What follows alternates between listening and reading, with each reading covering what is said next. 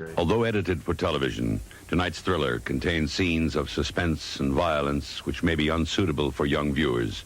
Parental discretion is advised.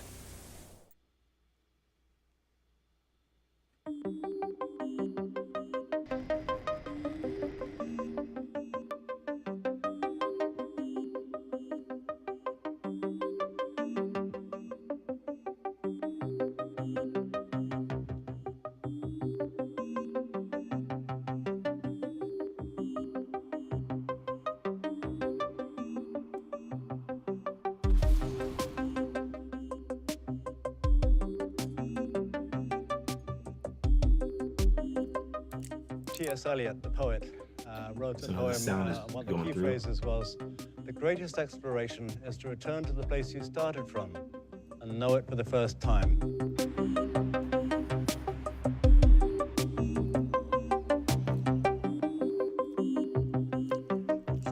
You are probably my earliest friend memory. We had recess twice a day, and each time you'd have a plot. And kudos to you for including me in your space, episodes. Science fiction isn't about predicting the future. Science fiction is about inspiring the future. Absolutely. We make up stories to make people want to do things. So, did you think that 50 years later, people would still be talking about this thing? No, absolutely not. It obviously has an iconic shape, and there's a proportion to it. And I think that's a big part of why so many people love it. Aesthetically, it's beautiful. It's a little anthropomorphic. It's got eyes, it's got feet, it's got legs. It's just, it's a cute little guy. It's cute. It really is. I was hitting buttons. I don't know what the hell I was doing. I decided, people said, directors would say to me, "Where's the fulcrum of the fly push?" And I'd say, "Oh, this is this one here, It's like, do it with authority. Do it with authority, man. They'll all think he knows what he's doing. I saw the blackness of space, and I saw the curvature of the Earth, how small it is, how beautiful it is, and I saw the beauty of the Earth, the starkness of space, and I was reminded more dramatically than ever how Earth is the only place we have to live. Once we got into orbit, it was on the backside of the moon, and we came around from the front side, and there was Earthrise. And the first thought I had was, man, we're a long way from home. I hope this thing holds together. To me, I had always wanted to be an explorer, right, as a kid. That's what an astronaut is. And so that idea of that I could one day, boldly go and find new, interesting things, that just captivated me as a kid. I just think the shape is perfect. When you first said you were going to do this, did people think you were kind of crazy? They didn't tell me. They didn't tell you? If they did, they didn't tell you. So no. It kind of feels like a real, almost like an airport or something, doesn't it? Yeah. And I feel like it could actually be in an airport and it could fly around. It's probably gonna be my favorite spaceship that comes from a TV show that could probably actually happen.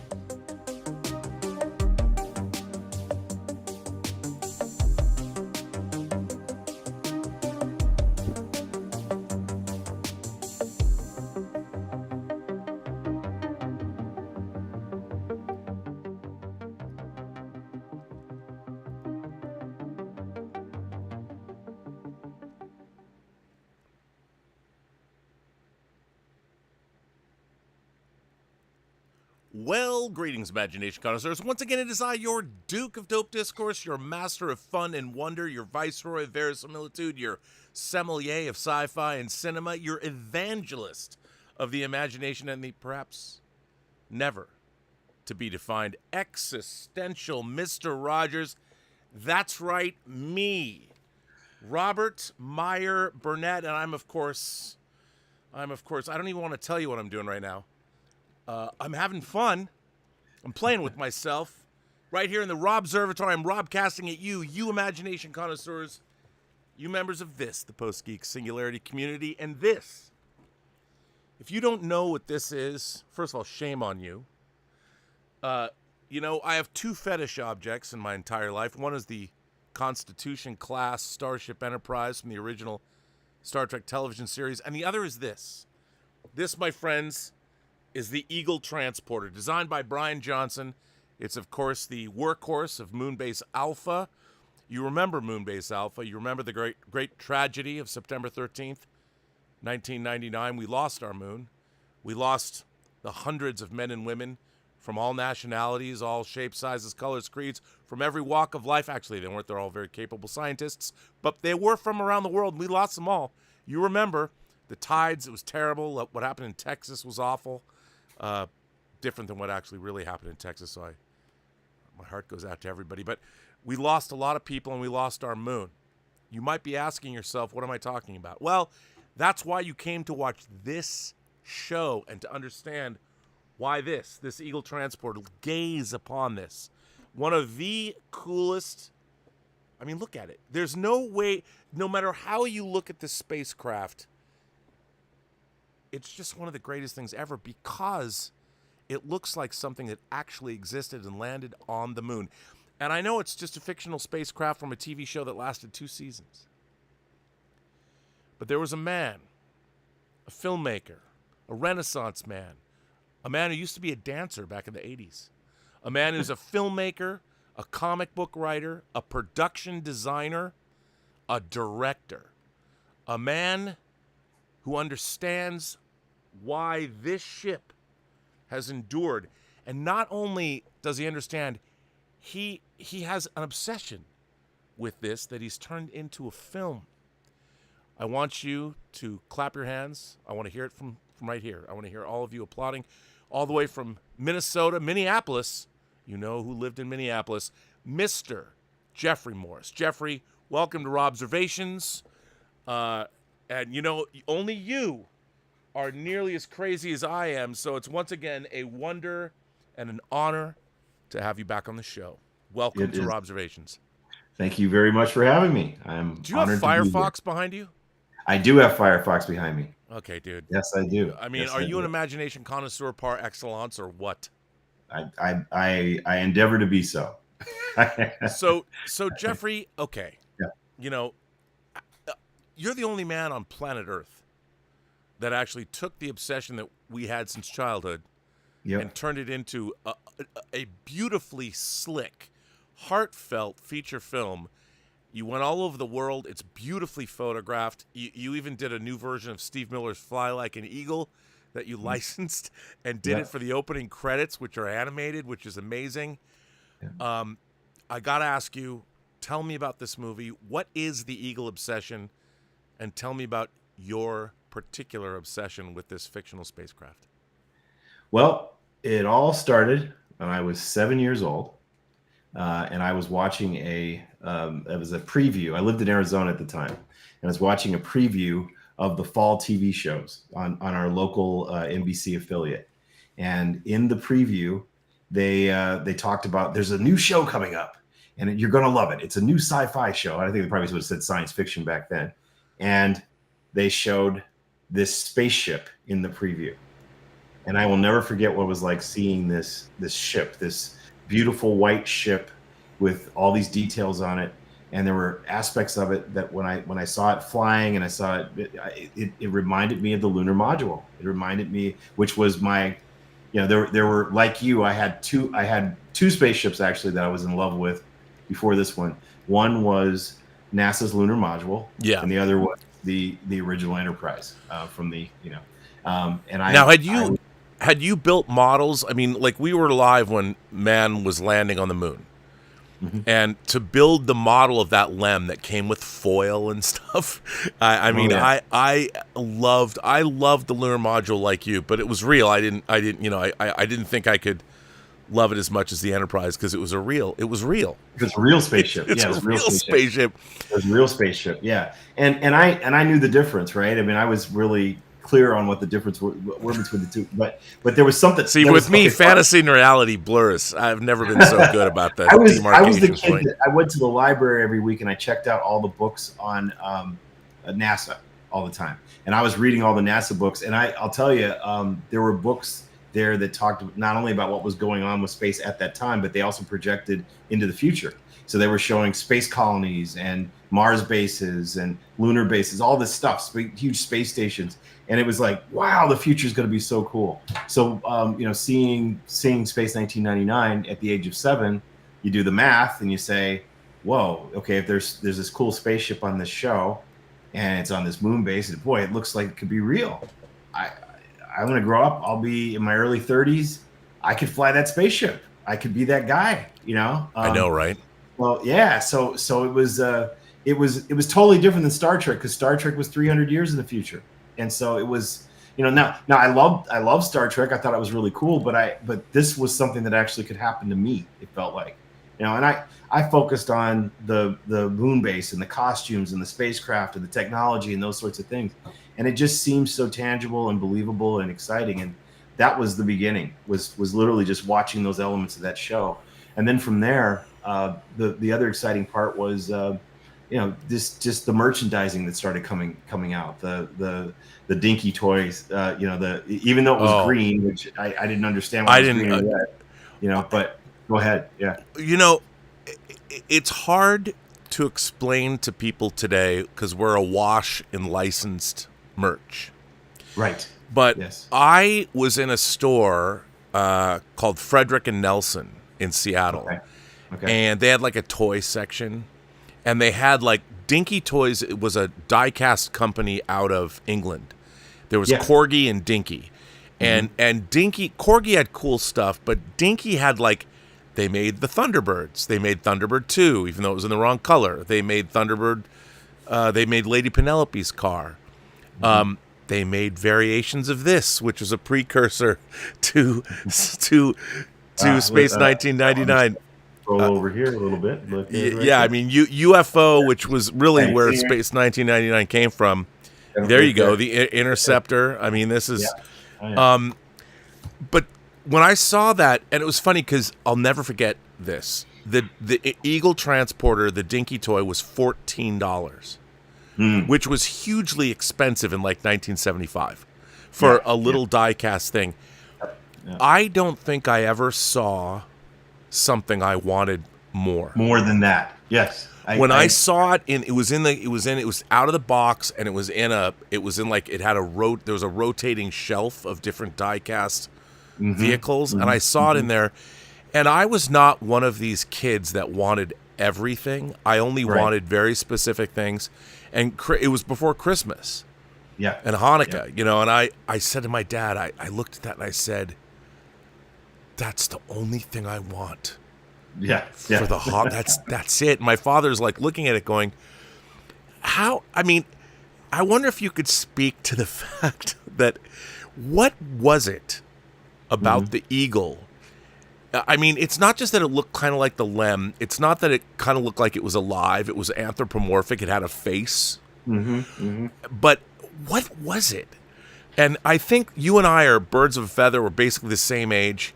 Yep. What was it about this shit, man? Because I got to tell you, it was the desire to hold it and be part of it. It was and the Dinky toy came before the Mattel toy. Yes, it came later. Before the Mattel toy. As a matter of fact, I had a similar story in that my mother, my parents told me if I got good grades, they'd buy me one of the Dinky Eagles. And man, I knocked it out of the park, and I got straight A's, and they bought me both the freighter version. The freighter, that they had. And then because then you could swap it out. You could swap it out. Yeah, so they surprised me and got me both because I killed it getting good grades. So I wanted it that bad. But man, I don't know. It's like there was something about the shape. I've got this little one here, but there's a proportion to this that I think is going on. Right? It's something about for me, it wasn't just about the limb. It was about, I believed this. Yes. You know what I mean? I believed it. It was like there was the girder work, this framework on the spine, and these engines in the back, and you know what I mean? There's just so many, and as you said earlier, every single angle of this thing looks good. Every angle. And looks you know awesome. it had these are I built this model, but it's spring loaded. It felt like you were talking about earlier. It felt real. Like thought we were one day going to fly in this. Right. Yes. And that's what it was for me. That was why I loved it. It wasn't even I don't want to over focus on the limb. It's just that there's a lineage, right? You could say, I'm alive for this. I'll be alive for that. And it's like 100%. Like I said, I loved the Galileo shuttlecraft when I was a kid. I loved the right, all those things. But I was like, I don't know if I'm gonna be around for that. Yeah, there's Alan Carter. Yeah. The cockpit. That's awesome. But so, we're feeling the same thing, and it just stuck with me. So here's the thing: going forward from there, obviously, even more important, I think, in a way, was once the Mattel Eagle came out, and it's huge, right? And it was 3 feet long or whatever, and that was a beautiful little toy, and man, all the adventures I had with that. I got really lucky that Christmas because I ended up accidentally, my relatives came to visit, and they had asked my parents what I wanted for Christmas, and my parents had already got me one, and then they got one, so I had 2 of them. I got really lucky, so I had all kinds of adventures with those 2. And Rob, I lived in Arizona, and so we had. So you actually had moon.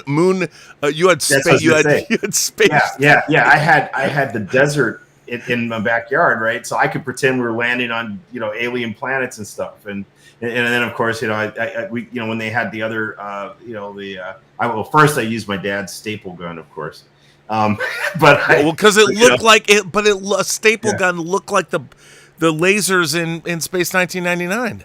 Right. So my dad's like, "What are you doing?" I'm like, "Well, it's this gun from the show." Yeah, parents are like, I would take Altoids boxes and flip them open and talk to myself. And my mom's like, "What are you doing?" I'm like, "It's like a communicator, Mom." Communicator. Or you take you could repaint. I used to paint Band-Aid boxes to look like a tricorder because you could flip open the top. Totally. You flip it open and it looked like a tricorder. Totally. We were wacky kids. Yeah. No, I used to use manhole covers and pretend that they were transporter pads when I was a kid. That is outstanding. I'm by the way, I'm gathering pictures of the. I should have got these before, but of the Mattel Eagle. Now I have to ask you. I have to ask you because I first saw Jerry Anderson, who created Thunderbirds and Joe 90 and Stingray and Captain Scarlet and the Mysterons, and of course UFO, which is one of my favorite things ever, the TV show precursor. Yeah, I like UFO more than I like Space 1999. Yeah, me too. But what was interesting, I think, like I didn't see Thunderbirds until later, so I didn't know the fascination of the Super Marination, and he was totally. I mean, those shows were gear porn. It was all about. It was the gear. Yeah, the gears were literally. When I say gear porn, it's like car porn. Like, but the mechanics of it all. Yeah, and the taking tubes, like transporter tubes from one end of Moonbase Alpha to another, and as a kid you're like, I can build that, whether it was out of blocks or Lego or whatever it was. I mean, there was a way to make it tangible. Yes. And I remember taking every toy that I had that had buttons on it and bring it into my closet, and I'd line it up against the sides and everything, and I would pretend I was in an Eagle cockpit. That was Totally. Yeah. Now here's a picture, by the way. This is the first Dinky Eagle transporter, and the Eagles were all white. Why Dinky would recolor things, and I was perplexed by this. But this was that first toy that I saw. It was $14.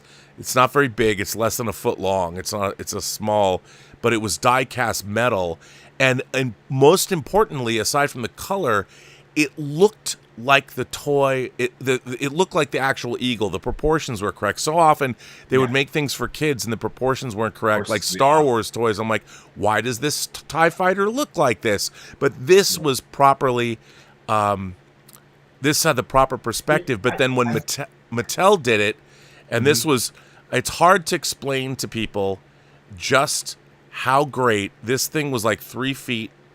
Yeah. This is the Mattel. Let me make this bigger. This is the Mattel. When this came out, I think it came out in, was it 75, 76?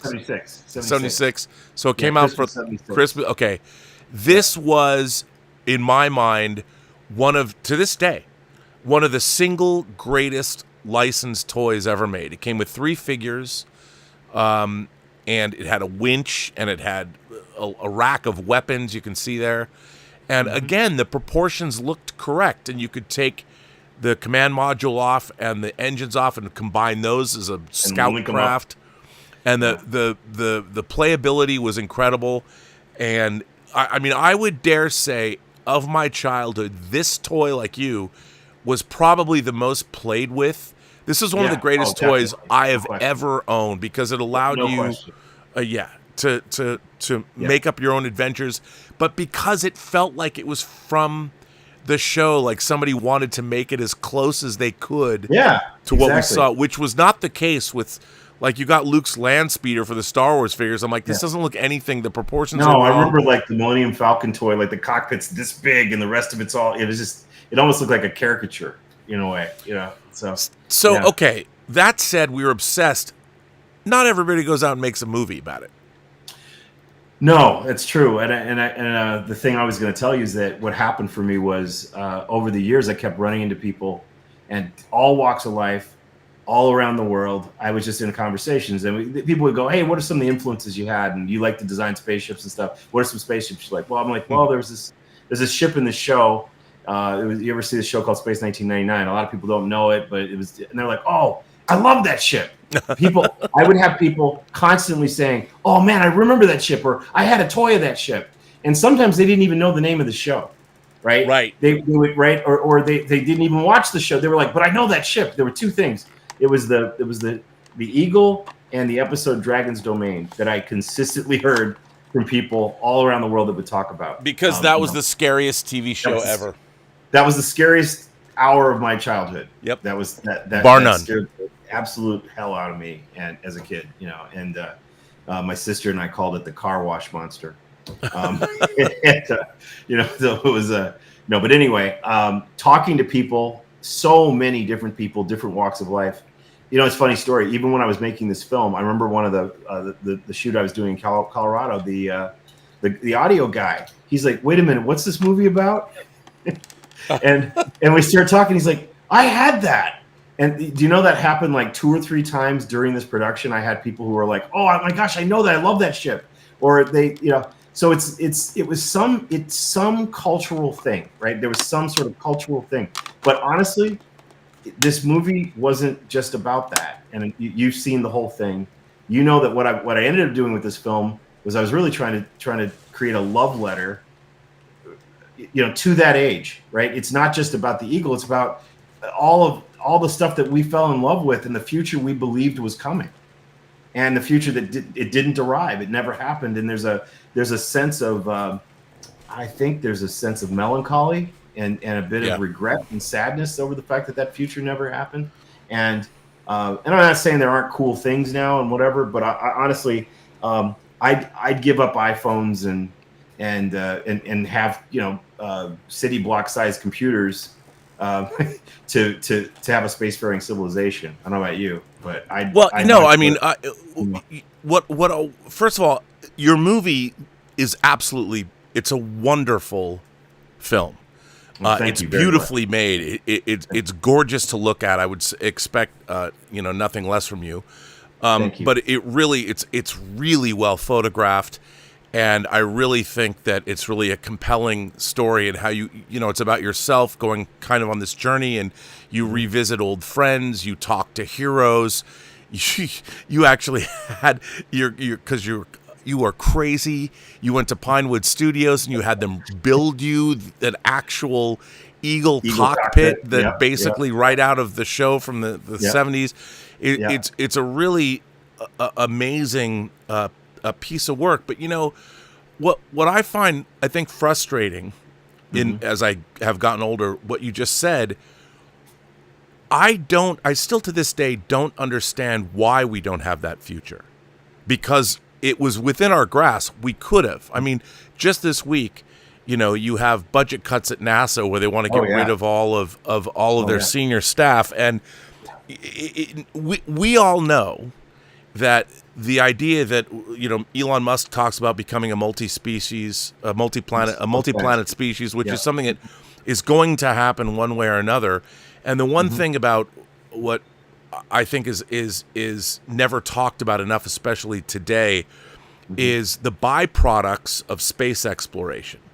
The things that they had to make, whether it was Velcro. Well, we wouldn't be on these computers. No, we wouldn't be on these computers. We wouldn't be on these computers. It wouldn't even be a thing. My favorite thing is handheld hair dryers. They had to figure out a way to keep the people breathe, so there's condensation inside a small capsule. Well, how do you stop everything from shorting out? Yeah. So you have to keep, monofilaments, which weigh nothing, keep the condensation away from vital systems. And there's all kinds of things that. And the idea of the aspirational nature, you have a wonderful sequence in the film where you visit with children. Tell us about that in the movie and what you did. It's a really great moment in the film. One of the things I thought would be really interesting, Rob, was to first off, I felt that our love of this was universal. I didn't think it was just about that time period. Sure. And I set out to prove that because, see, I believe that there are just universal truths, universal realities, right? That are deeper than, like, they're things that are just genuinely good, right? Whether it was made 100 years ago or 50 years ago, or it's just like certain songs they're just the best, right? And there was something about the Eagle, I wanted to test it. And so I got together with a group of fifth graders. They were all 9, 10 years old. And, but they were at a science magnet or something. They're an aerospace magnet school here in Minnesota, and it's a top-rated magnet school. The kids were amazing, really super smart kids who were already interested in space and flight and that sort of thing. So they were open-minded. But first thing I did is I did an assembly with them, and I just talked to them about the past and what it was like for me when I was their age. And so I showed them. You don't see it fully in the film, but I showed them some of Lost in Space. And I showed them some of the original Star Trek. And I showed them the Enterprise leaving dry dock in Star Trek: The Motion Picture. These are things that these fifth graders had never seen any of this stuff before. No. Right?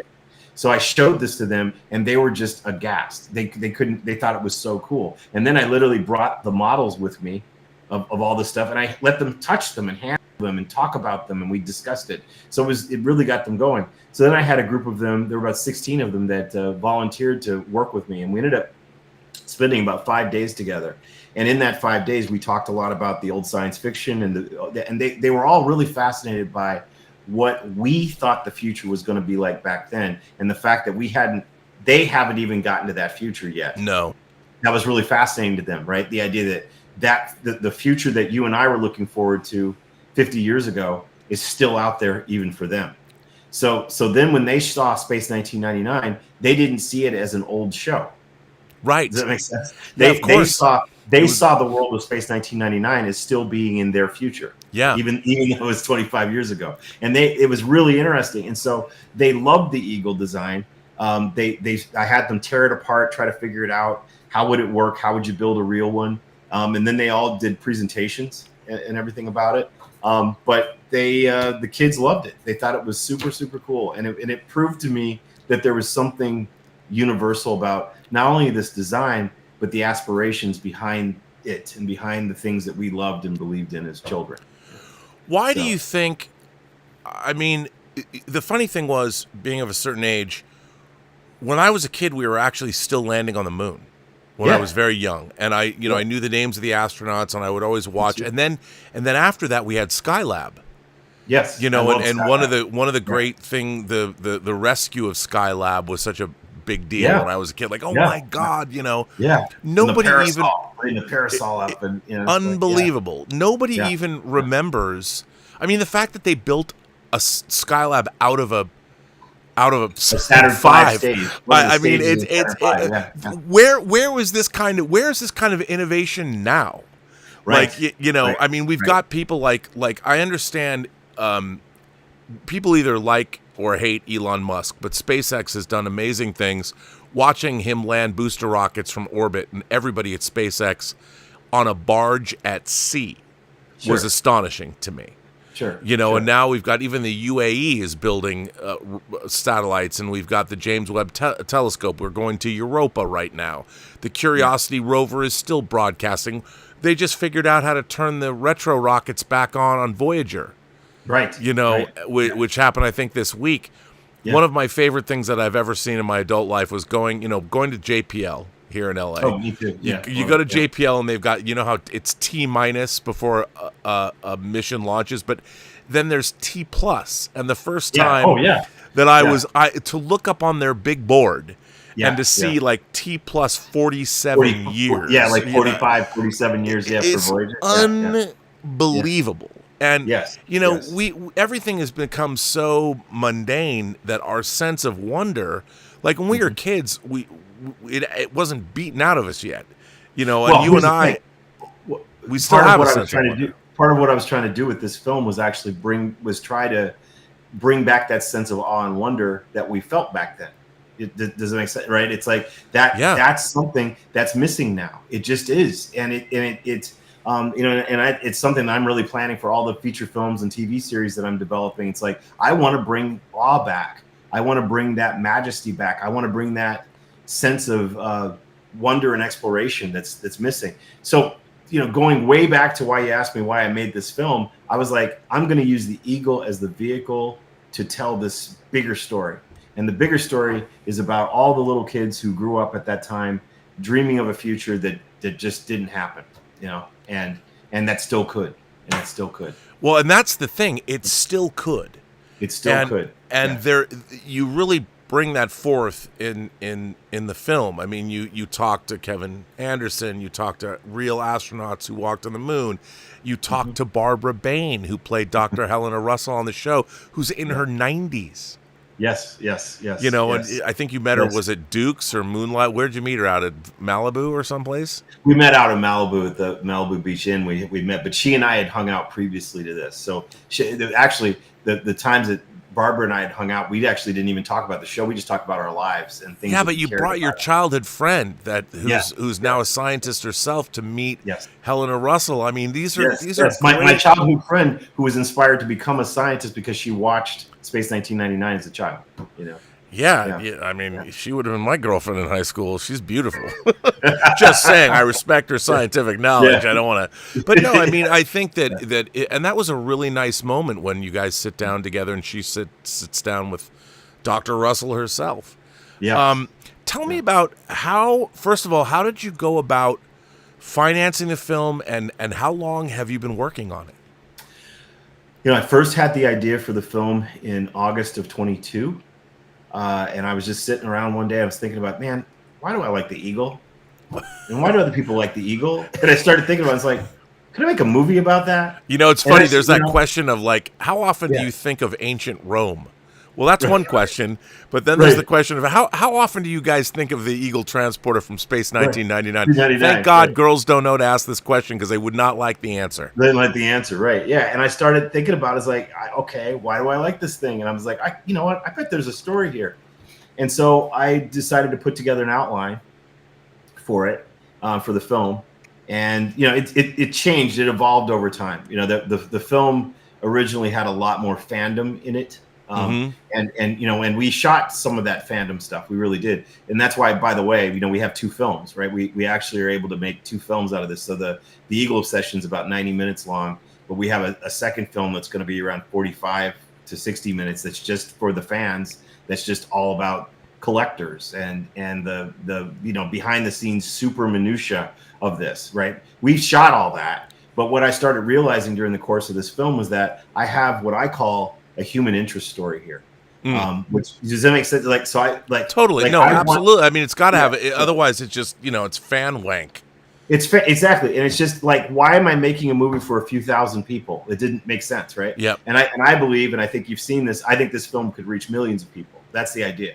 And so I know that there are people who do not like Space Night. They've never even heard of Space 1999. They don't like sci-fi, but they've watched this movie and they've all been super interested. And I've even had people, Rob, say, Now that I saw this, I actually am interested in seeing the fan film because I'm now a fan of this myself. Right. I've had people say that, which is really cool. And that's by the way, wanted. one of our viewers, Darth Plato, who I like to consider to be the resident historian of this channel, says, he says, quote, "How about that shuttle assault to take out Drax's space evil genius lair? That's a great moment in space adventure. Welcome, Mr. Morris. Welcome to the channel." Wow. So, hey, man, you know what? I bet you're a Moonraker apologist, as I am, because you had the same. I like Derek Meddings. Well, look, you got to see space shuttles fly before the space shuttle flew. I know, right? And of you know course, what I mean? when you got the model, the Revell model kit of the space shuttle on top of the 747, I imagined it blasting off and blowing up the. And blowing up the absolutely, totally. Somewhere I don't know if you got it, but there's a book that just came out in the last year about Moonraker, about all the effects and stuff. Oh no, I have to get it because that still has some of my favorite effect shots of all time in it. Give me 2 seconds. There's one shot. By the way, since Jeffrey left, I've shown this before, but this is the original Moonbase Alpha technical manual that was published in the 70s, and this was published by Starlog magazine. They were going to do supplements. They never made one. And the funny thing was the Eagle transporter blueprints are not in here because they were in an episode, or they were in an issue of Starlog. But this is my mint condition. This is from 1977, and it still looks pretty damn good, let me tell you. So what do you got for us, man? You see this? Yeah. Oh my God!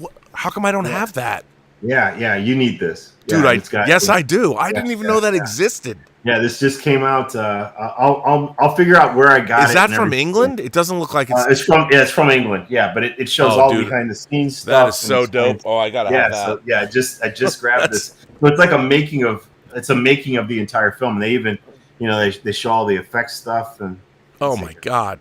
Yeah. So. Yeah, you'll love it. And Corgi, I had the Corgi. I don't have it anymore, but Corgi did make a die-cast metal Moonraker shuttle. Oh, cool! I didn't know about that. I don't know what happened to mine, but landing gear came out and it opened up. The cargo bay opened up and had some kind of a non-canonical satellite in the back. Oh, boy. It did not have Space Marines because those were not in the Moonraker shuttle. But yeah. Well, so you're asking about financing. Let's get back to that. So, how did I put the film together? So I did an outline for it. I actually pitched it to a number of production companies. At one point, the company, a company out of New York, was thinking about partnering with us to do this as a larger scale thing. But we didn't see eye to eye quite on how to do it because they wanted to turn it into fly people to New York and have them sit in a chair and we'll have a talking head and and we'll just talk about it and, make it. And that was going to cost several $1 million to do that. Right. And I'm like, I don't want to do that. I actually want to go places and I want to move and I want to flow and I want to have conversations. I'm not trying to have a dry sort of 60 minutes news format documentary here. I want this to feel like something that's alive and moving and cinematic. So what I did is, between my team, so I have investors in my own company who stepped forward graciously and put some funds into it. My wife and I put some funds into it. We did a couple of crowdfunding initiatives with it. We did a Kickstarter and we also did an Indiegogo. And both of those did fairly well and succeeded.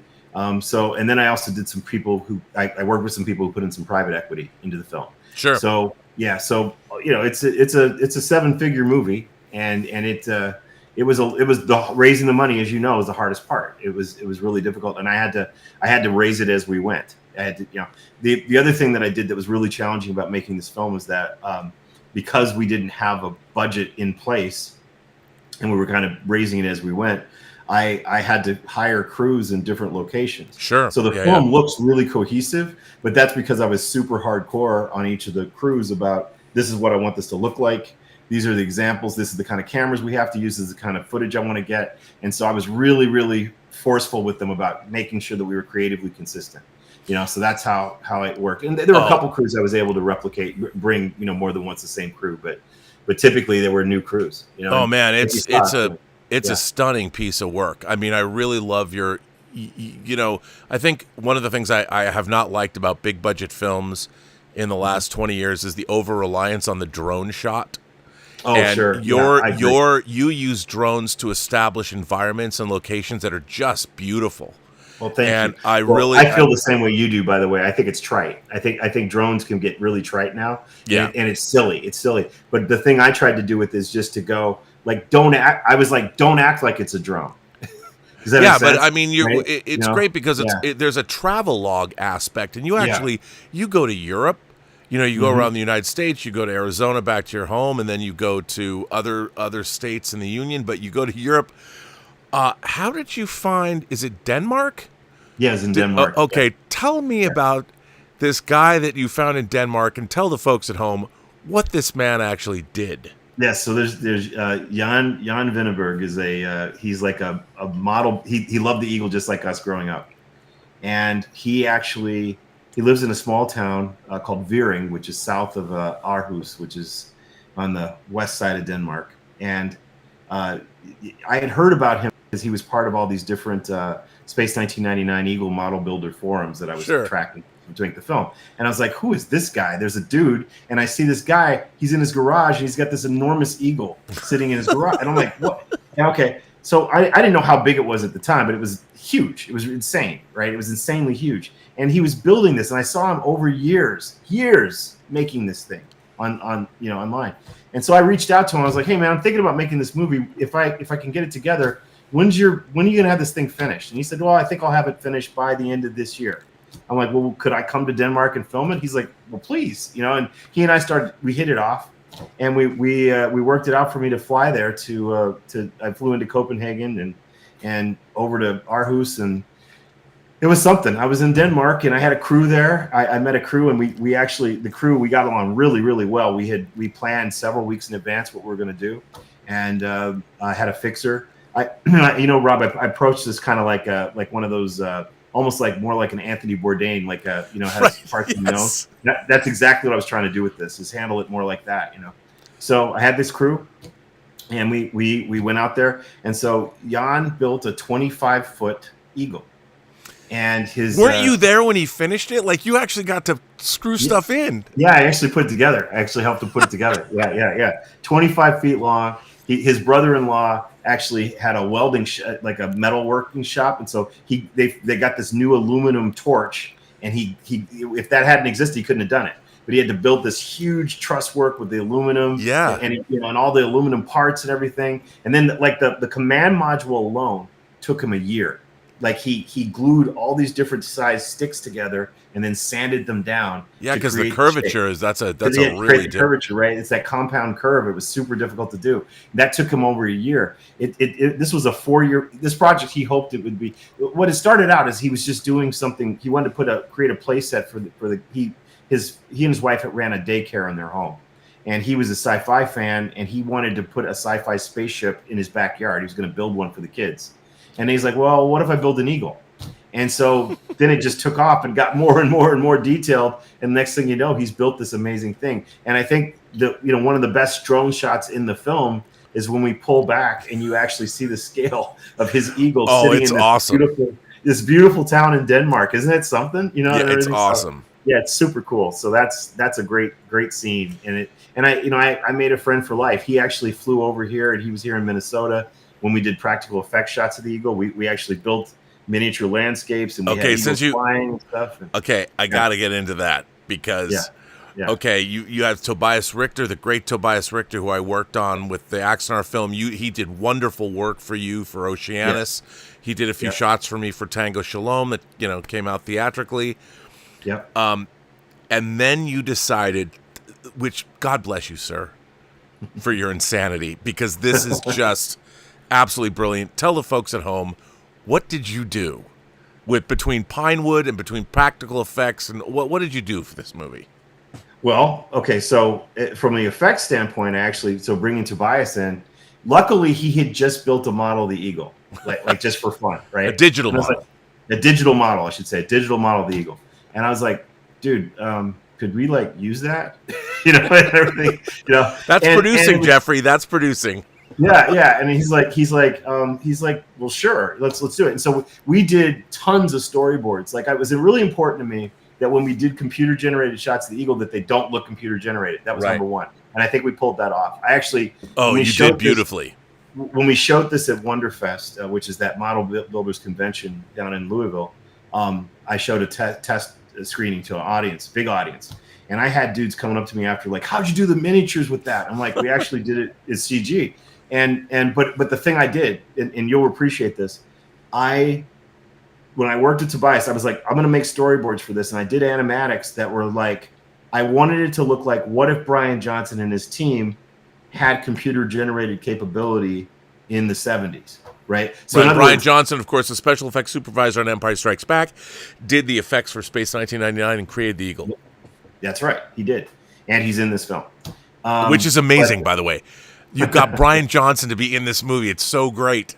Yeah, yes, it was awesome. And so, and you can appreciate what it was like for me seeing his name in the credits as a child, then to get to know him. Oh, as dude. an adult, right? Incredible. Unbelievable. But going back, what I didn't want to do were effect shots that look like a video game or look like today's, like, I mean, I know you and I are on the same page about the effects in like the modern Star Trek shows and stuff. It's like, it drives me bonkers. I can't watch it, you know? And it's like, the effects work is just so over the top and crazy, and the way the ships move, and it just there's no physics to it. It's not right. No, I mean, these are not capital ships. It's supposed to simulate, ships at sea, these tri-masted giant, 17th century ships. I mean, that's the whole idea of it, whether it would be real or not.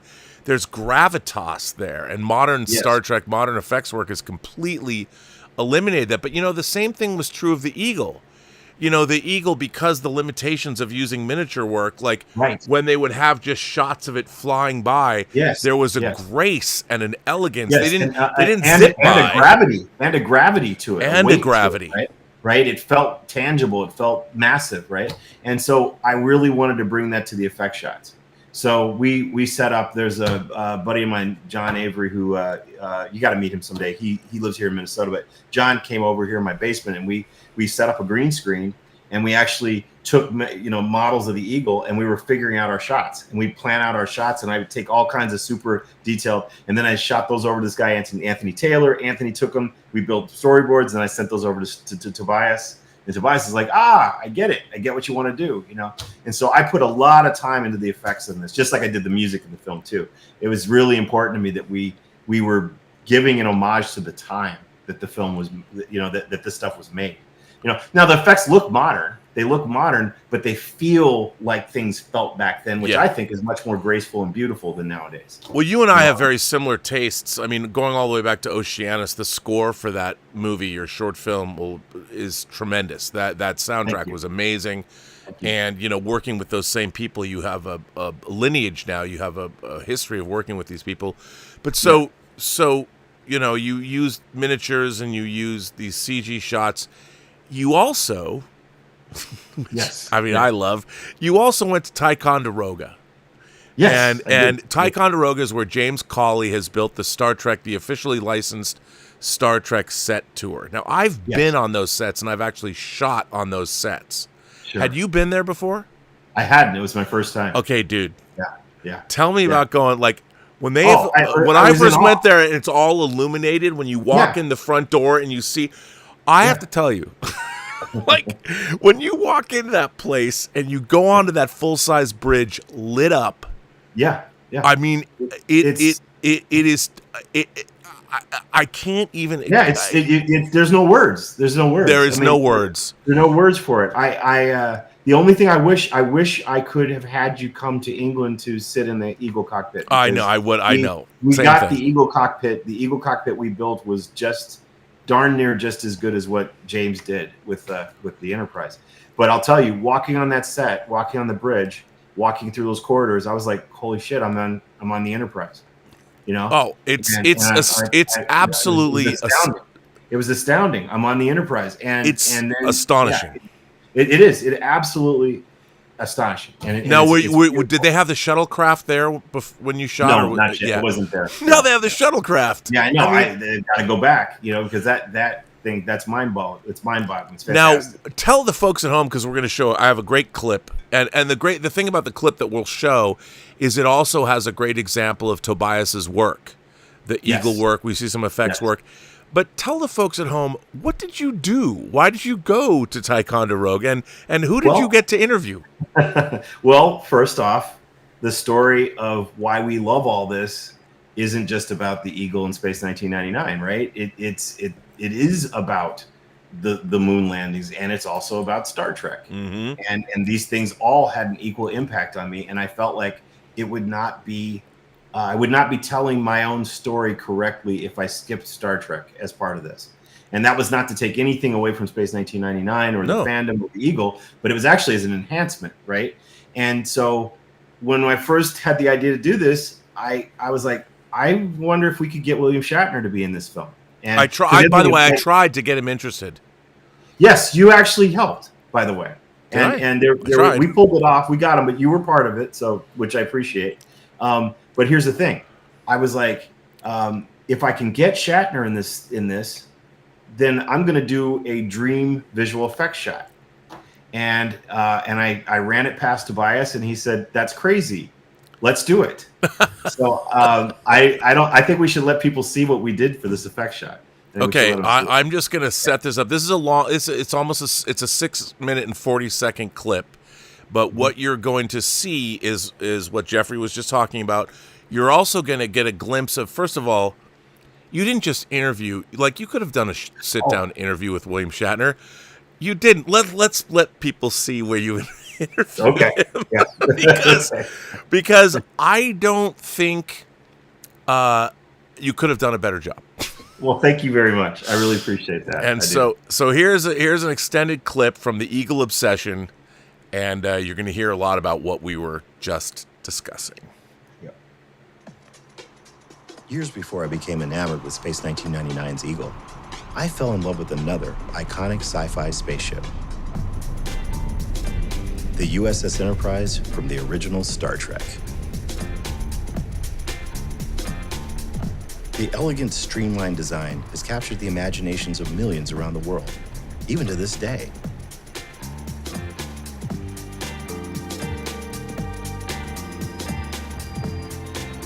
As a foundational aspect of my life, I'd be remiss not to share my love of Star Trek as part of this journey. That's why I was excited to visit an accurate recreation of the original sets, located in upstate New York. Constructed by superfan James Cawley, this tribute epitomizes the artistry of designer Matt Jeffries. But my ultimate reason for making the journey was to meet the icon who played her captain. James T. Kirk is a leader like no other. He's intelligent, compassionate, and a man of action, and he's always willing to risk his own life to save others. I deeply relate to his mission of exploring the galaxy. I even have a figure of Kirk in my office. I never thought I'd have the opportunity to walk onto the bridge of the USS Enterprise, let alone chat with Bill Shatner as he sat in his captain's chair. I mean, the thing that I found with Star Trek is that it was aspirational. The idea that humans would be operating at their best. And what year was that? I think I first saw it, I was about 5 years old. So that would have been in the early 1970s. So I was born in '67. So I watched it religiously.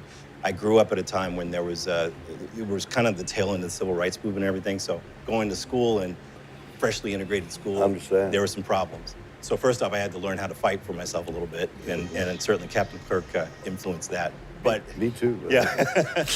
but ultimately, I think coming home and being able to see that vision of the future, where humans were working together, and that gave me hope. Right. That changed things quite a bit. Wow, I would imagine. Yeah, that was a big deal.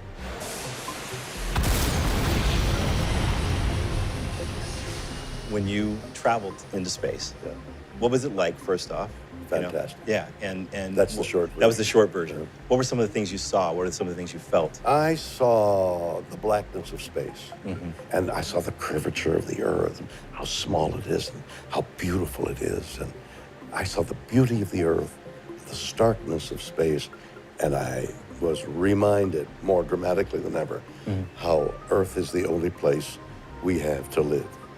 It seems like a lot of folks don't even realize they're on a planet, let alone that they're in a universe. And sometimes I think that affects how they live and how they interact. It does. When I was 18, about to go to university in Montreal, I hitchhiked around the United States. It was endless. The roads were endless. Oh, God, I got to go that point. And when you get to that point, it goes further. It's endless. It's huge. It's gigantic. It's not. It's a little rock. Right. And I'm a pilot. I know that above 12,500 feet, there's no oxygen. So 2 miles of oxygen, a handful of dirt, and that's our Earth. We're a mediocre sun, small rock, and we're in this galaxy of which there are billions. Yep. I mean, we're nothing. Yeah, I often say we're like a speck on a speck on a speck on a speck on a speck. You missed a speck. There was another speck. There's another speck. Yeah, exactly. I feel a bit of disappointment that the world doesn't feel like we're on that trajectory. The word bit, does that fit? A bit of disappointment? I would say... Are you being kind? I think I'm being kind. Yes. Yeah. I actually feel tremendous disappointment. Now, why are you hesitant about using a stronger word? That's interesting. That's yes, interesting. That's why I asked the question. Yeah. I probably should be more honest about that disappointment. I think that's part of why I'm doing this project. You're disappointed Yeah. in what's happening. Yeah. Okay. I am. Yeah. I know why I hesitate. Because so many people don't seem to connect with that idea. I think they're operating in the now. I ran into a guy, I was talking just about regular scientific things, and he says to me, the Earth is flat, right? And I'm like, what? I thought he was kidding. Yeah. And he was serious. I said, you think the Earth is flat? He says, well, I saw this video on YouTube. That's amazing. It is. See, that makes me shiver. Yeah. That Columbus wasted all his time. I told him I've been to Australia. Yeah. That's like, and he's like, yeah, I don't know, man. I don't know. Yeah, that's what he said to me. So, I don't know, man. Yeah. And the Australians, you know what they're saying? What's that? I don't know, man. I also asked him the question of, if the Earth is flat, what's on the other side? Yeah. And he told me, they don't want us to know. What? Yeah, absolutely. Oh, I actually meet people who, tons of moon landing deniers, people who don't believe we landed on the moon, right? That sort of thing. I feel like there's this thread of sort of anti-intellectualism, a fear of really embracing a smarter future reasoning. Doesn't that mean, like, destruction?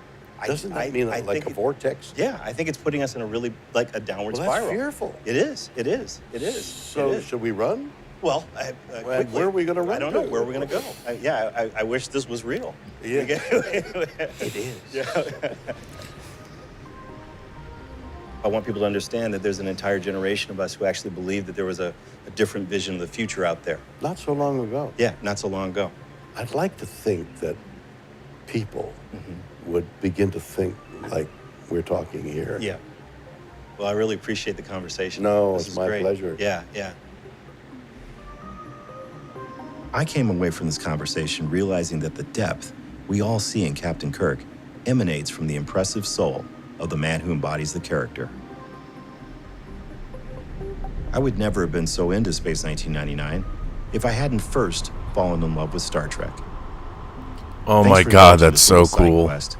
Now it's time to get back to the Eagle by exploring its roots and its surprising similarities to a real-life spacecraft. Dude, come on. It's a lot of fun. Yeah. But that also that's a great clip. I love that clip. But it doesn't really do justice to the whole scope of your movie.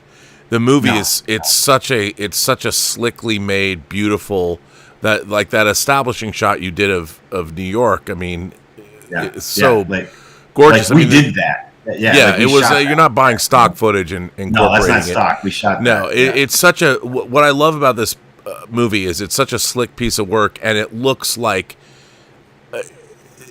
whatever. Think about the most expensive documentary you've ever seen. Your movie looks that expensive. It's really, really a really beautifully directed piece of work. You did a great job, and thank you so much. And what I found kind of, I spend a lot of my time, I hate to admit this, arguing about movies and television shows on the internet. Sure. And it is not where my heart is. Mm-hmm. And I, like you, I think about the lost future that we were, or the future that never was, that we were promised. I read a lot of science fiction. Last weekend, I went with my friends Alvaro and Bill Hunt, and we watched Foundation, the first 9 episodes of Foundation. They didn't send us the last one. And I'm watching this show with all these compelling ideas and incredible design work and all of this. And I feel that in a way, I have been living a life in sort of this weird limbo that I had to reconcile myself to the fact that I'm never going to get to the place that I wanted to be, or I thought was promised to me as a child. Absolutely. I mean, all of our weird tribalism and we've been totally infantilized as a culture. I mean, I've been reading all this heady science fiction since I was a little kid. And I, and I feel that you and I were fans of art and pop culture, and we were driven by. It wasn't ever just about sci-fi or space stuff for me. This is about the I think the thing that epitomizes it the most for me was what Carl Sagan was doing with Cosmos. Oh, and which was, by the way, fucking mind-blowing. When using Vangelis's music and Who Speaks for Earth and all. I mean, when I was a kid, absolutely.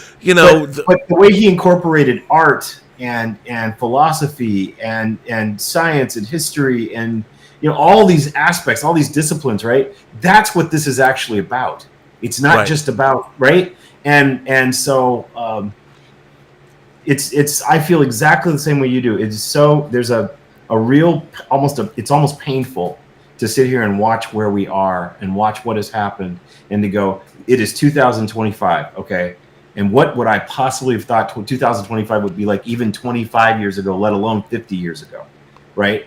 And it's like, wow, this is like, it's unbelievable. I mean, when we were kids, we were landing on the moon. Yes. And the funny thing is, I remember seeing one of my favorite YouTube videos is a guy who, I don't even know his name, but it's an old video on YouTube. And he's explaining how we didn't have the technology to fake a moon landing in 1969. And now when you see, like, when India goes up, do you think that the Russians wouldn't have been the first people to say, America didn't really go to the moon? I mean, all the nations of the world would have said they didn't really do this. When India went up with the Chandra probe, I don't know, was it 2019? They took pictures of all the landing sites. And yet you literally couldn't fake it back then. It would have cost the space program to do it. We live in this. I mean, it's incredibly frustrating to know that I think, like, has my career amounted to what? No, but I still get to do cool things, and I've enjoyed myself. I've had a lot of fun. But on my deathbed, I'm going to regret never seeing the future that I thought I just took for granted when I was 5 years old that I would live in. Exactly. I thought, and the reason we don't have it is because we've been so infantilized, and we are so as a race. And by the way, there is one race of humans on the planet Earth, one race of people here, and we are so stupid, and it is so we argue about, and that's the thing that I am most. People say, "Do you have any regrets, Rob?" Yeah, I regret I live on a planet with a bunch of fucking idiots. Because we could have had that future. We had the technology, and I actually argue with people about this, that I actually think that the human race peaked back then.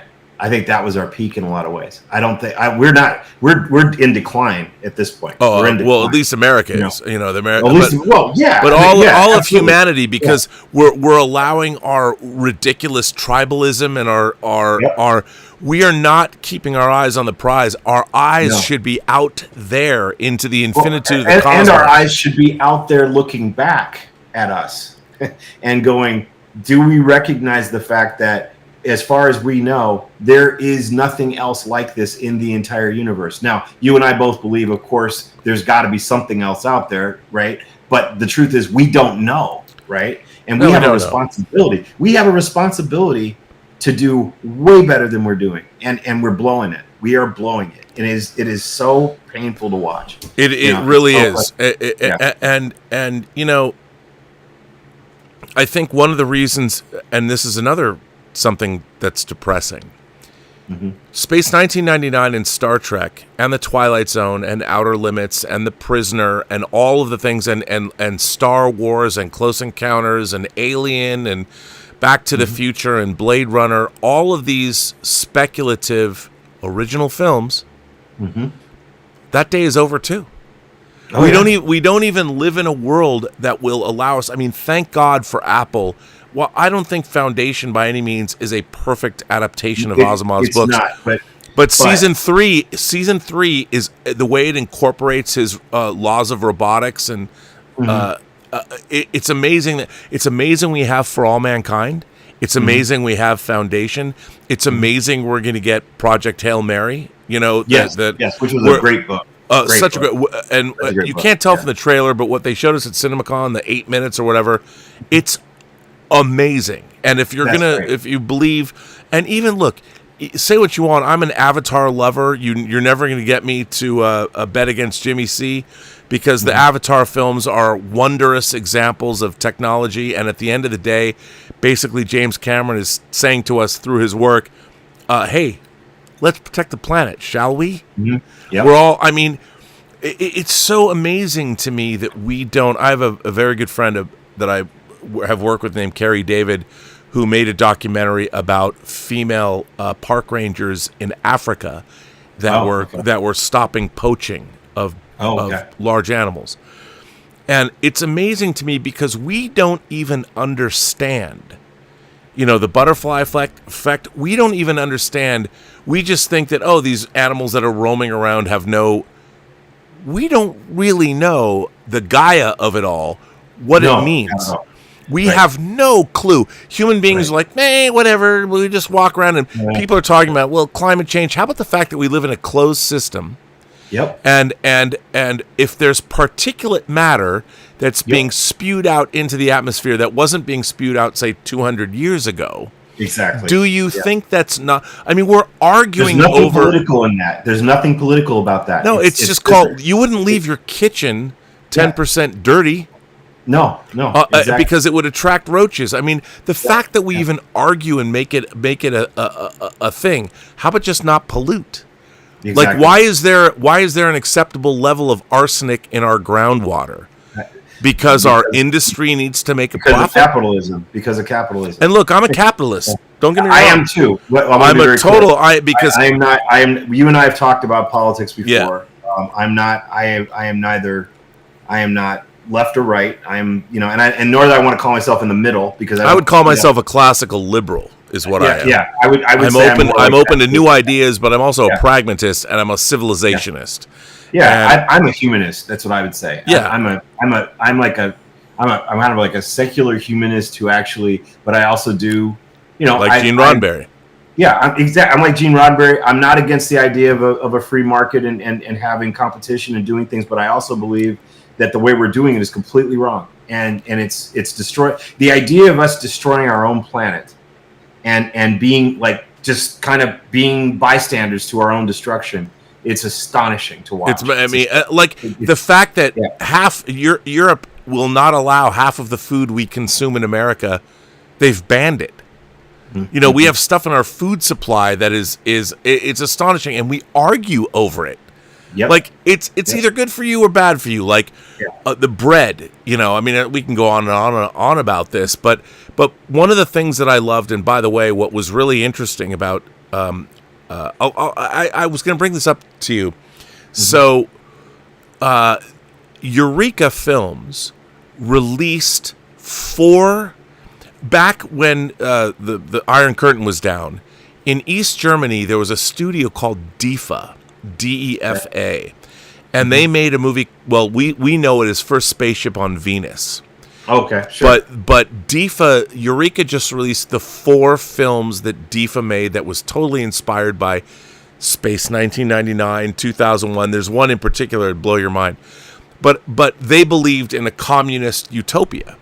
And so their future that they show was just as progressive as Star Trek and Space 1999 in terms of having a multicultural crew. They just knew that the whole planet, everybody would be represented. There was no racism in the future, the human, and it was wild to watch communist made science fiction, which by the way was heavily influenced by the West, to see it, because I felt like watching this going, okay, they just assumed the communist utopia had happened, but they were making legitimate sci-fi films. And I'm like, these people knew what was up. They would not have shied away and not admitted to climate change to protect the fossil fuel industry. Exactly. They would have said, this isn't working. We need to fix this and figure it out. It literally doesn't make any sense. There just isn't any basis for any of it. And I understand, these people want to make money to such a degree that they're literally willing to destroy their, like my thing is this: if you're willing to pollute and accept, like right now we're going to be putting the pedal to the metal in climate change, the way this is going. I mean, you think about what just happened last week. Look what happened in Texas. Well, but then it also happened, remember, there was also New Mexico, and there was also, North Carolina, right? I mean, we had 300-year floods in 1 week. And the fires here in California, I've lived here 37 years, I've never seen wind like that ever. Sure. You turn on a hose and the water evaporated. The wind was blowing so. Sure. And this is just the beginning. This is. It's just that it's not political. It's science. This is what happens when you inject this much carbon. These sorts of greenhouse gases into a closed system. This is just what happens. And everyone's pretending like what. Here's the funny thing about, I wanted to ask you this question. Yeah. One of the reasons I think we both loved Star Trek and Space 1999 is because our stalwart crews would find the answers. They were people. There were several reasons I love those shows that I want to add to what you're saying. It's one, they were also people who had their shit together. Yes. Okay. Right. They were not like. It's not like these were, drug addict, alcoholic, abusive, crazy people. These were all folks who were the top of their game. These are people to admire. These are people who worked their butts off to get where they were, these characters, right?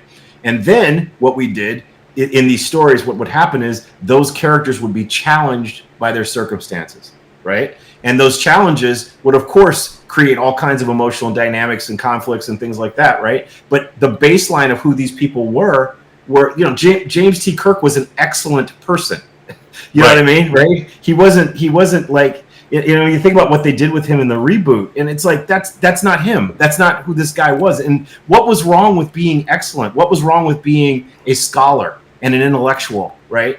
The fact that those shows, they all epitomize the idea that being smart was cool. Does that make sense? It's like you think about my favorite character on Space 1999 was Professor Bergman, because Professor Bergman was the guy that figured stuff out. He was, when I was a kid, I just thought he was. I wasn't worried about was he an old man or was he a physical fighter. It was because he was a thinker. That's but also he was cool. He was also super cool, and he had a sense of humor, and he was always on top. He had of a great sense of humor, and he also could say, John, I don't know. Right. He would say, I just don't know, right? And then they try to figure it out. And that's something that's missing from now. These shows now, they're I don't understand these characters. I don't understand the dynamic. There's no hierarchy. There's no excellence. They're just Well, the people that are making modern Star Trek are clueless. You watch something like Strange New Worlds and you see the characters. It would be gross insubordination for them to speak to the captain or first officer or something the way that these characters do. There's no way it would work. Saddling Spock with a learning disability and this idea that, he's not the fully formed Spock that we already know. I'm like, oh, really? His mother was human. He ran away. He's the best of both worlds. Exactly. I mean, when they have best of both worlds, and when they have Dr. Mbenga telling him, well, I know you're feeling anxiety, Spock, perhaps play this Vulcan lute and you'll feel better. I mean, the man sight read music in the original series because he was learning music from the time he was a kid. Right. The guy played music. He didn't need a human being to tell him to take up the Vulcan lute because he felt anxiety. You watch this and you're like, who are these people? I know. Who is writing this show? Because all of these, I mean, if I have to hear one person, you know what we didn't hear from people from the greatest generation that made Star Trek? Now, let me tell you about my trauma. Right. What trauma do you have? You didn't live through a war where you had to survive. You know, it's very. By the way, we have some Major Chai, who is an actual retired Air Force major, says, Jeffrey, thank you for sharing your passion with the world. My husband is a big fan of Space 1999. I'll make sure he sees your film. Thank you very much. I hope you both enjoy it. Darth Plato comes back and says, I was on an Enterprise bridge in a wax museum in L.A. It's not as good as James Collins. It just isn't. Thomas Logan says, why did Kubrick fill The Shining with hoax clues? He didn't. So, I mean, it's so weird. It's such a weird thing. Besney, one of the things that really bothers me about the moon landing denying, approach is that there's no understanding. First off, the critical thinking issue of like, how did this work, right? Like, okay, what did it take to do visual effects? Okay, like, how do visual effects work? Right. There's a question, right? Okay, how would you make these scenes that are supposedly shot by the astronauts in the space, right? How would you do it? That's the first question, right? And you and I both know we've barely gotten to a place, even in the last couple of decades, where you could create convincing visual effects of being on the moon, right? I mean, right. Okay. Right. I mean, it's not. It just isn't. It's. There's no understanding of how you do it. Do you see what I'm saying? It's like there's also no understanding of because we only are terrestrial. There's no understanding of what it would be like to actually stand on the moon. Right. We're judging everything that we see by what our knowledge of terrestrial reality is. You can see it in my film. You can see it in my film. There's footage that we have where the lunar rover is driving, and the lunar module looks really small and strange because there's no landmarks, there's no reference points. Right. The way that it just wouldn't. It's very alien. It's a completely different looking environment. People are like, well, there's no stars in the sky. Right, because of exposure levels. The camera. I always like, but there's no stars in the sky during the day on Earth. Right. But nobody thinks about that. Right. I mean, it's just it's the thing is, it's like because the sky is blue. Right. Well, the thing I'm trying to say is like instead of going and saying, hey, maybe I should ask about this and try to learn what did they actually do? What are they saying they did? What's the history of this? It's easier to jump on it and say it's a hoax. See, it's fake. Does that make sense? Instead of but climate denial is the exact same thing. It's like you have to take a minute to reason through it and try to understand it. I think that what you're fighting against is the fact that there really is real corruption, and there really is. I agree. Yeah, that makes sense. And unfortunately, at the end of the day, it's only ever about money. People want to get rich because they want to live in the lap of luxury. At the end of the day, the human animal is not too complex. It's very difficult for us to look outside ourselves and aspire to what the crews of Moonbase Alpha and the Enterprise wanted to do, because it's not immediately satisfying. Sitting down and having the greatest steak you've ever had, or having surf and turf and having great lobster, or sleeping with a beautiful woman or a beautiful person, whoever you want to sleep with, and having those indulgences that our physical beings want is one thing. But ideologically, it's a lot harder to get satisfied. But if you have money, you can get whatever you want. It's not immediate. And it's a whole different thing. And because we're sentient and we can dream. And I mean, and what I've always thought was so strange, I would have always thought that the most religious people would be the first people that would admire the clockwork nature of the universe. That if you really think about it, when I was a kid, I don't know if you ever watched the show. Did you ever watch Connections with James Burke? James Burke, yeah. He's got that one, the greatest shot ever from television history. If you look up the great shot in television, he walks in. He points in the rocket. And it causes this. Yeah. And the funny thing about that is, to me, what we loved were these shows that sparked ideas. Yes. There was no return. You're not going to get anything out of it. You're not going to get a bespoke suit from Savile Row. You're not going to. It leads you down a path of thought, a path of reasoning, ideation, where you say, what could be, and how do we get there? What could be, and how do we get there? That is what that time period was about to me. And it was about we learned so much. There was so much going on. There was an unquenchable appetite for knowledge. Yes. Because it was like we were the generation that somebody would come to your door and say, "Would you like to buy an encyclopedia?" Right. Which my parents did. My parents bought the World Book Encyclopedia, which every single day cracked the. Absolutely, me too. We had that too. There's something real. You're onto something with the idea that there was. There's a concept I've come up with. I call it the perpetual now. And I feel like we live, and a lot of young people especially live in this perpetual now. Everything's about right now. What's happening right now, today. There was no past, and there really is no future. There's just right now. Now, in a way, I guess that's a truth, right? But that's not what I mean when I'm talking about how they're seeing it. It's like, in other words, there's always been, cell phones, microwaves, the internet, now ChatGPT, what I mean? All these things are just Grok 4.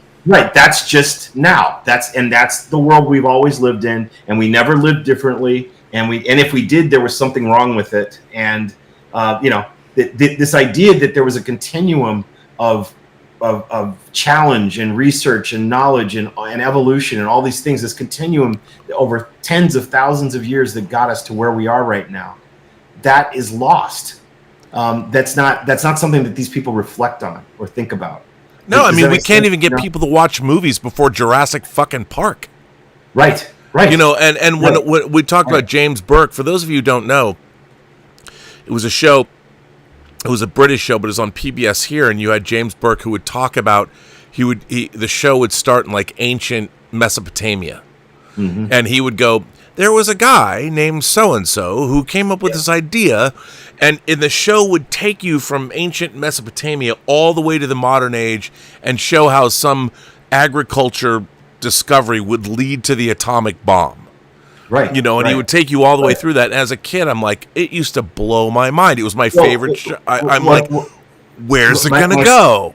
My favorite scene in Cosmos was, I think it might have been in the first episode, where Sagan explains the Eratosthenes, and how Eratosthenes, almost 2,000 years ago, figured out that the Earth was round, and how he figured out that humans lived on a sphere. And the way because shadows weren't in the same place. Because he heard stories about how at noon on the longest day of the year, there was a well in what was the town, Syene or whatever. There's Alexandria to Syene, and Syene in Syene there was no shadow at all at noon, right? But yet at the exact same time in Alexandria there was a shadow. So he had someone pace out the distance between the two, and then he was able to figure out. And to 2,000 years ago, he did the math that basically to within a fraction of a couple percentage points or something, he figured out the circumference of the Earth. Right. And that was just using deductive reasoning. And that's amazing. That's an incredible story. And that's the kind of stuff that I think we're missing now. I think there are a lot of people who don't even know where their food comes from. They think it comes from the store. They don't know how cars, how does a car work? Well, you put gas in it, and there's some oil change thing, or something, right? You know what I mean? It's like, there's all this stuff, and it's like, we take all this technology for granted, and have you heard much about what's happening with some of this stuff with ChatGPT and these others, and what it's doing, where people are outsourcing their brains, and it's literally immediately making them dumber? It's astonishing. How about the fact that ChatGPT is learning from the internet. And the internet is just people yelling and screaming at each other. Yes. And we have our entire... if the singularity happens, if Kurzweil's idea of the singularity occurs, and sentience happens, it ain't going to be good. And I used to know... It's being trained off the worst of us. The worst of us. And it's being trained off the worst. It's being hello, trained off Skynet. I'd get rid of humanity too. I mean, if I was an AI being trained and I suddenly found myself, I'm self-aware... There's like that grove of trees that they've shown that this, I don't know if it's called, wherever it is, this grove of trees, I don't know where it is, but that they're all connected. Like they're all like a singular, it would not surprise it's in Oregon. It's in Oregon, this grove. So we don't even know. Like there's people talking about how under the Great Pyramids of Giza, there's 2,000 feet of, there could be a whole, we don't know fuck all about our planet. And what's interesting, what I don't understand is why people don't go, yeah, we really don't know. No. Why is colony collapse disorder happening? We know that pesticides are killing the bees. We know, and we also know that, I'll tell you, you know what the scariest, I have the scariest book I ever read, only because, not because when I was reading it I was terrified, but the ramifications of the book. It was a book called Dust, and it was written by Charles Pellegrino, who came up with the idea of cloning dinosaurs, finding mosquitoes in amber. He was the scientist that came up with this idea. Okay. But in the book Dust, insects, not like arachnids, but insects die out for all of a sudden. All the insects in the world die off. And he extrapolates what would happen if that were to happen. And there's a scene in the beginning. It's like on the beach somewhere. I don't know if it's in Brazil. I don't know where it was.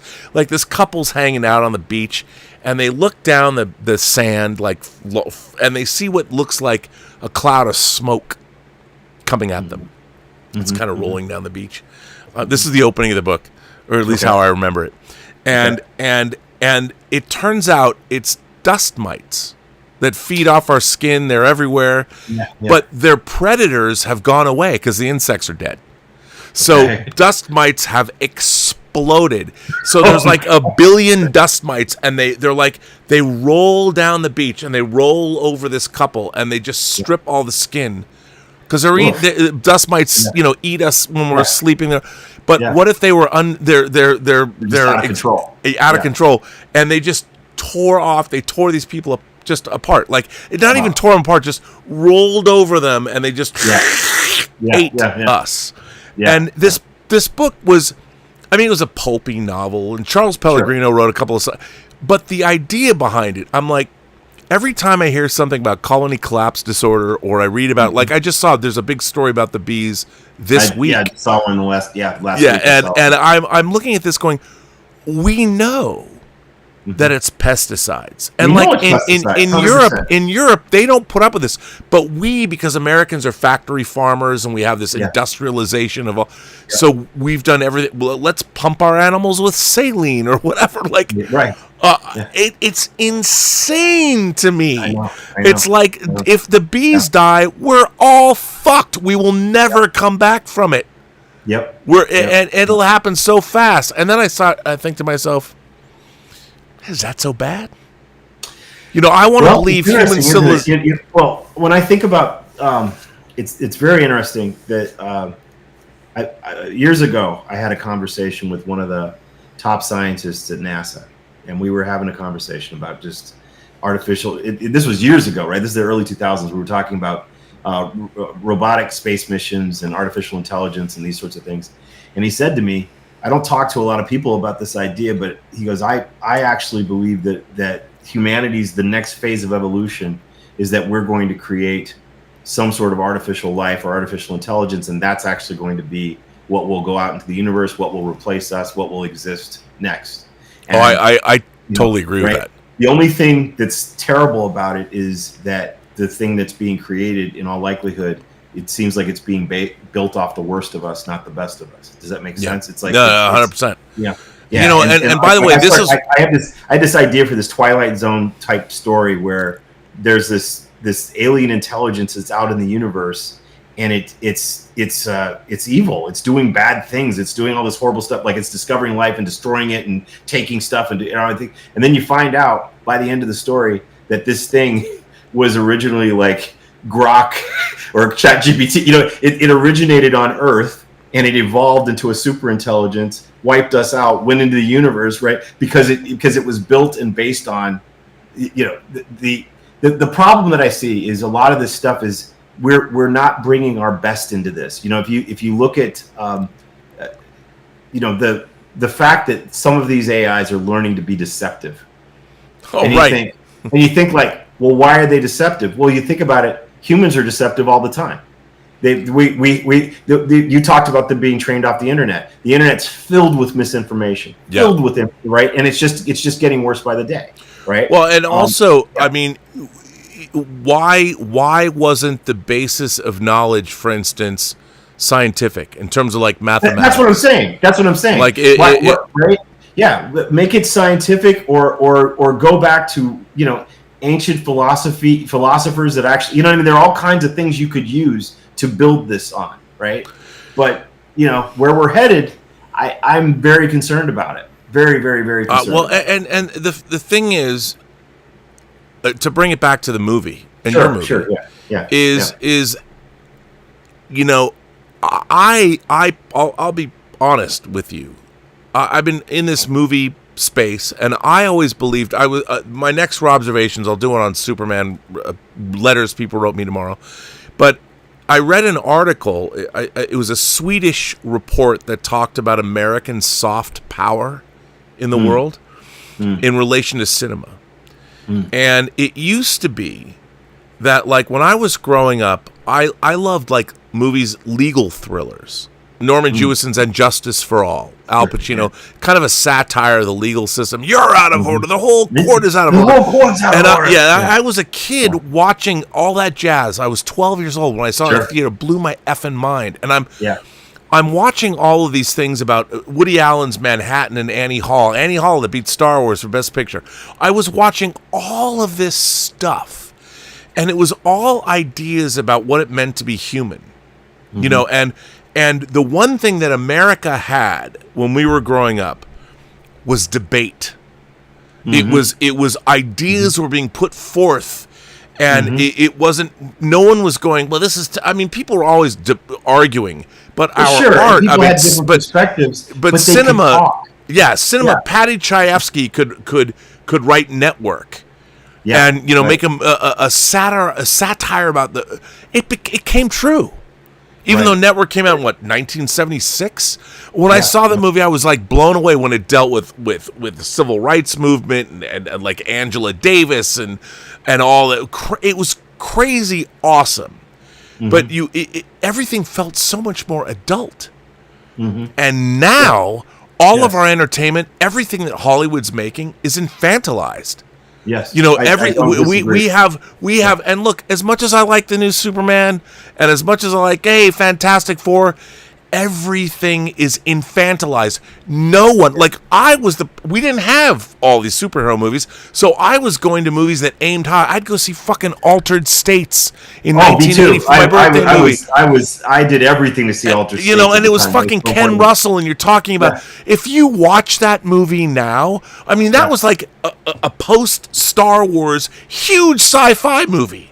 You know, that opens and it deals with the first truths and taking peyote and the whole and Blair Brown and William Hurt and all this. You know, they're fucking, and she's like, I can't believe your mind was somewhere else. It was so adult, and you're watching it about these '60s professors that are going into the primordial. It was awesome, and I'm like 13 years old watching this, going, shit, man, this is the universe I'm gonna grow up and live in. I want to hang out with Dr. Jessup. Douglas Trumbull's Brainstorm at that time. But dude, I mean, come on. Oh my, unbelievable. And you know, I saw that movie. That movie made me. That put the zap on my head. That was '83. Yeah. And, you know, I took one of my first girlfriends I ever had, actually second girlfriend I ever had to that movie, and she was like, what the hell did we just watch? And I'm like, I don't know, but it was amazing. You know, and the idea that, you know, Louise Fletcher records her own death, and there's proof of an afterlife, and it's Douglas Trumbull. It was, and this is the shit I was watching as a kid. Right. Well, I remember, I keep explaining to people, like, when we watched those shows when we were a kid, these were shows for grown-ups. As children, we were watching grown-up shows. Does that make sense? Not grown-up like nowadays, but it was more intellectually grown-up. Does it? You know, it's of course, and it's just and I saw Superman. You know, I saw it yesterday, and you know, I have positive feelings about it. I have negative feelings about it. I'm kind of in, you know, but all right, since I'll bite. What did you think? You want to bite it? All right. Yeah. So Superman. By the way, there are no wrong answers. Yeah, obviously I'm an originalist. I'm a Superman the movie guy. You know, from '78. That's one of my favorite films of all time. I've got my Christopher Reeve right here behind me. You know, and my crystal of knowledge and the whole deal. I absolutely adore that film. Every single time I see it, I like it more. What was it? I saw. I think was it the LA Philharmonic? I saw what was it last year? I was in LA when they had the orchestra playing live to Superman. It was super cool. It was amazing. Oh, yeah. It was amazing. Yeah. But so I like, some people like the whole Man of Steel thing. I was not a fan. I didn't need a dark, gritty Superman. I want optimism and positivity, and you know, I was looking for that. Well, because it was a movie about the apocalypse. It was. I mean, I love Man of Steel as a science fiction first contact story that leads to the end of the world. Sure, but it's not a good Superman movie. No, it's not a Superman movie. And you know, I'd seen Superman Returns. You know, you were involved with that. I know. I made a 3-hour documentary. I'm very proud of making that film. But I will be first to admit that, you know, I didn't write it. You know, sure. It was the fourth documentary I made for Bryan Singer. He called me up. I mean, an old friend from film school that I've always admired, and you know, I am a Bryan Singer defender to the end of my days, because people just don't get the fact that Bryan Singer has never apologized for who he is. He's just who he is, and he likes to make movies and he likes to party, and a lot of people don't get it. And he's not doing anything in secret. He does everything in front of everyone. He is, and that's but yeah, and I love him for it. And I'll tell you something. I've said this before. If I was ever arrested for killing a woman, there was a dead hooker in my hotel room, and I was found like Scotty in Wolf on the Fold with a butcher knife in my hand, the blood and the DNA was all over me, and I was put in jail. If I were to call Bryan Singer, he'd come get me out. He'd bail me out. He would, however, as we drove back to wherever it was he was taking me, he'd be like, "Did you do it?" He would ask. He would know I didn't. That's why he would bail me out, but he would still ask. Because I might have. But he would still come get me. And you know what? There's not a lot of people in the world that you can say that about. That's true. Bryan Singer would help me. Just like that. You know, I will be friends with him because he wanted nothing more. He was like us. He was a child of, he's a year older than we are. And he was the same kind of person. All he wanted to do was make movies in his life, and all the things we love, he is inspired by. Now watch me. I'm going to get canceled. Cancel Burnett. But, you know. for defending Bryan Singer. Well, look, I thought that David Cornswet was, I think he's the best Superman since Reeve for me. He was incredible. I thought he did a fantastic job. And I also felt that what Rachel Brosnahan, she was a very, very effective. It almost felt like, let's just kind of find a cool way to recast, Reeve and Kidder nowadays. It felt like that. It really 100%. Did. And that was great. That was great. But my problem with the film was, like, I could have used like 50% less stuff in it. It was just so much stuff going on. Oh yeah. That, it was just like, why does it have to have this much? It's like, in other words, like, take more time with the kid. Like, the best scene in the film was the scene where she interviews him as Superman. And, I agree. And it was. I would dare say it's It's the only scene. Sure, right. The rest are like video game cutscenes. I mean, I felt that I think James Gunn made a movie that was probably 2 hours and 45 minutes long. Where he had great actors. I mean, the thing is, all those actors were great. The characters were great. I loved it all. But the fact that you don't know, like Otis, they mentioned Otis's name once. They mentioned Otis all of a sudden right at the end. Yeah. Then I think that like you had Cat Grant, you had all these really interesting people. Perry White, dude, Wendell Pierce, one of my favorite character actors. You don't even. I mean, he's like just shows up at the end. It's like, what clearly, look.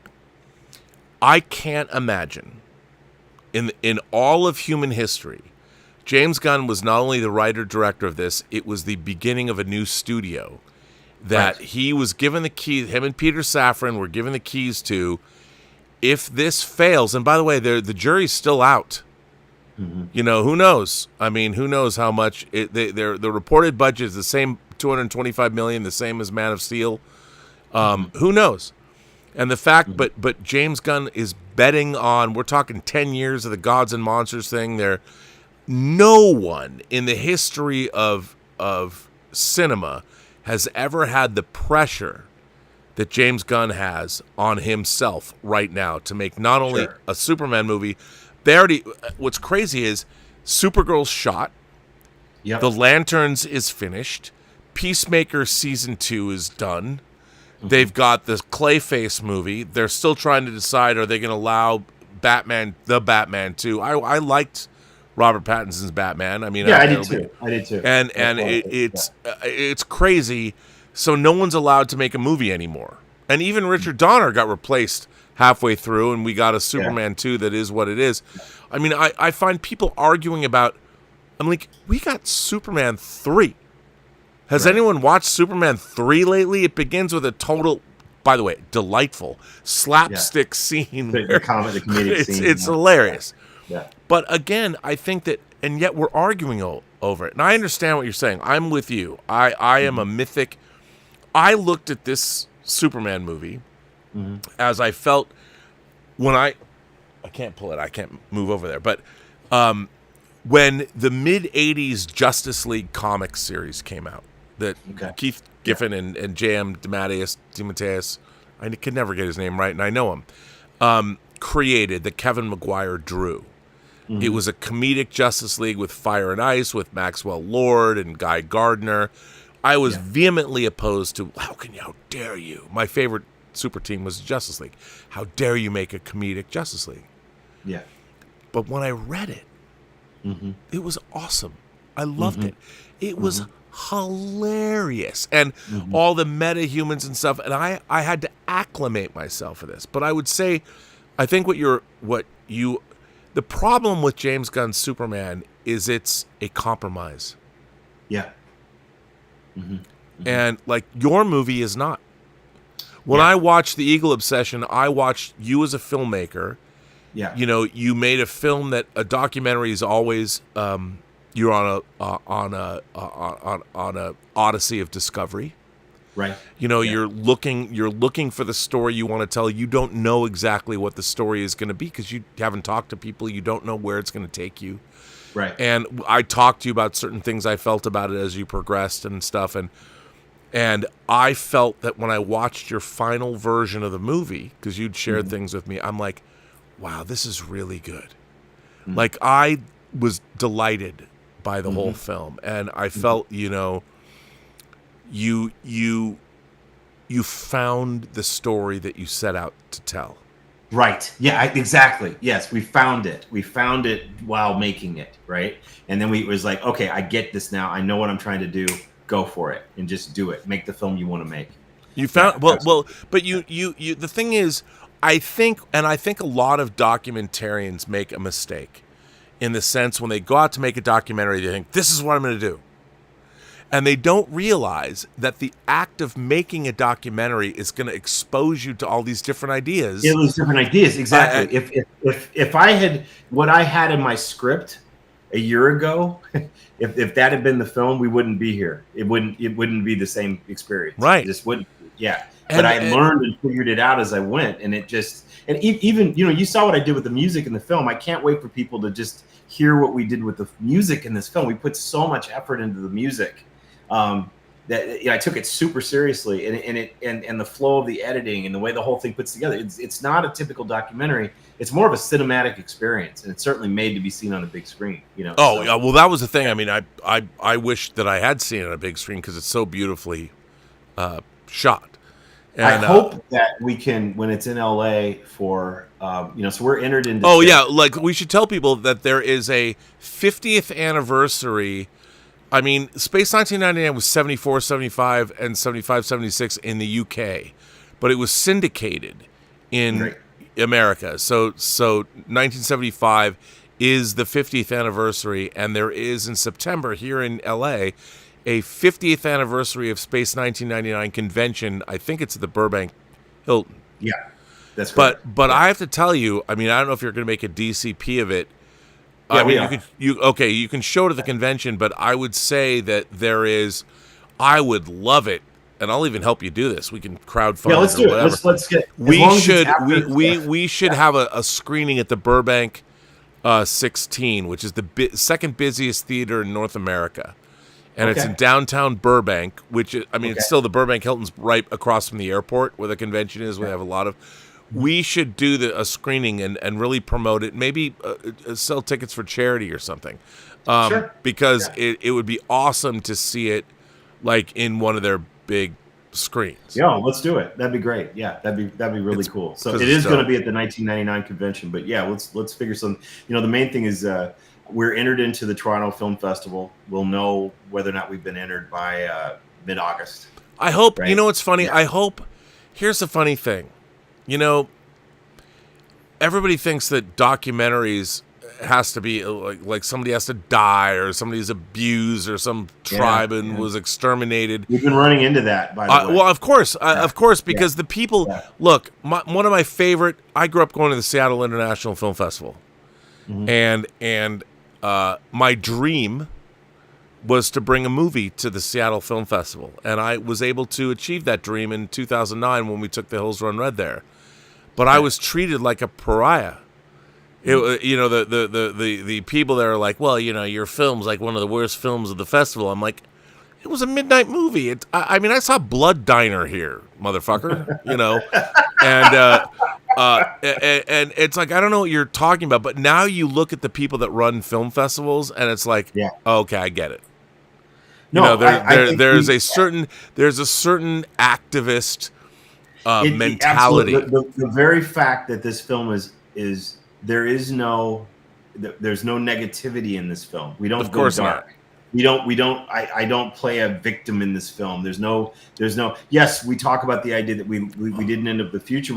But we don't dwell on it. We go and we talk to kids, right? We find ways to illuminate and show in a positive way what that future meant and how it might mean something going forward. And I will tell you, I believe we will run into and already have run into some difficulty because people are used to, you know, they want to see documentaries mean it's about somebody who's got a grievance, a problem, you know, there's some, you know, and there's nothing wrong with that. That's great that people tell stories that way, but there ought to be room to tell positive stories as well. That's the thing. I agree. By the way, there's people that have written in that have sent us comments that I would love to. Besney Lala says, try the original Solaris, Rob, or Stalker. Okay, first of all, what do you mean try them? You. Exactly, I own them. You. I have multiple posters of Solaris. I've been there, man. I've been there, and I love Solaris. I'm going to say this though. Stalker's, it's kind of a slog. I enjoy the movie. I saw it in a theatrical. The first time I saw it, my friend Shade Roop and I went and saw it. It was rough. It's a rough movie to sit by, and I've read Roadside Picnic. Just saying, it's tough. Besney Lala says, "Oh yeah, morning to you all. I'm off to work. Yay." Well, Besney, I don't think I've recognized your name before, so thanks for joining us. I really appreciate you showing up. So thank you for that. And hang on, let me just. There's Besney says, "Damn, Rob, Arthur C. Clarke's Mysterious World." Yeah, but that was like later. That came later. Darth Plato. Hang on, I have to always refresh to get everybody's, because I've been paying attention. I apologize. We've been getting so many things. So Darth Plato says, Spock's got me beat. When I tried to take up the violin, I pulled a Wellington and I chucked it into the fireplace. Well, I know, right? I don't know what to tell you. Let's see. And then Julian M says, wonderful stuff, guys, but a little correction. Eratosthenes already knew the world was a globe. He just wanted to find the circumference. Well, okay, I don't know about that. Also, I got my wand tricorder. That's the wand company. He made that amazing tricorder. It's amazing. Oh, sure. Yeah. Alvaro Zinhos. You got one? You actually have one? I don't have one. My friend this person said Bill Hunt showed it to us last week. Okay. He had one. I held it. I touched it. It was in my hand, Marcus. It's amazing. I mean, I have a Master Replicas one from like 10 years ago. You know, it's right over there. But I need to get one of those wand tricorders. It does amazing things. Cool. Alvaro Zinhos Amaro says, speaking of a great book, The Day the Universe Changed by James Burke. Great conversation. Yeah. Nice to meet you virtually, Jeffrey. Alvaro, by the way, is a great guy. Equimedian is a book he wrote that is his love letter to 70s science fiction. I recommend it to everybody. You got to read it. It's an incredible book.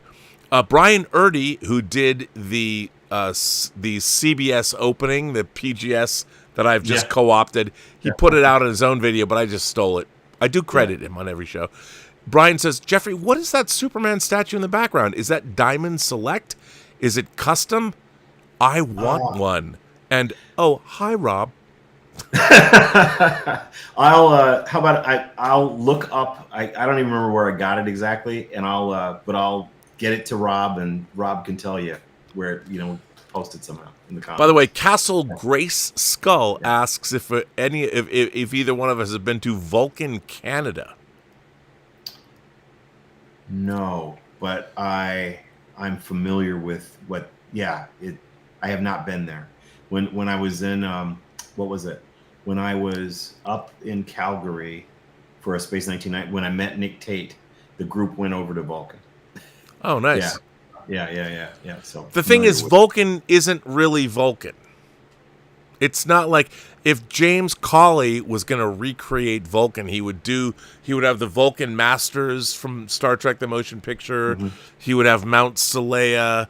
He would have all of it somehow, where you could have an accurate version of it. Yeah, it would be amazing. So, okay, now let me ask you this: the future of the film. What's going to happen if it goes to? I think for sure you'll eventually get distribution because it's so beautifully made. I mean, hell, man, Netflix should buy it. BBC should buy it. We'd love to have this on Netflix. We'd love to have it on Netflix. That would be the goal.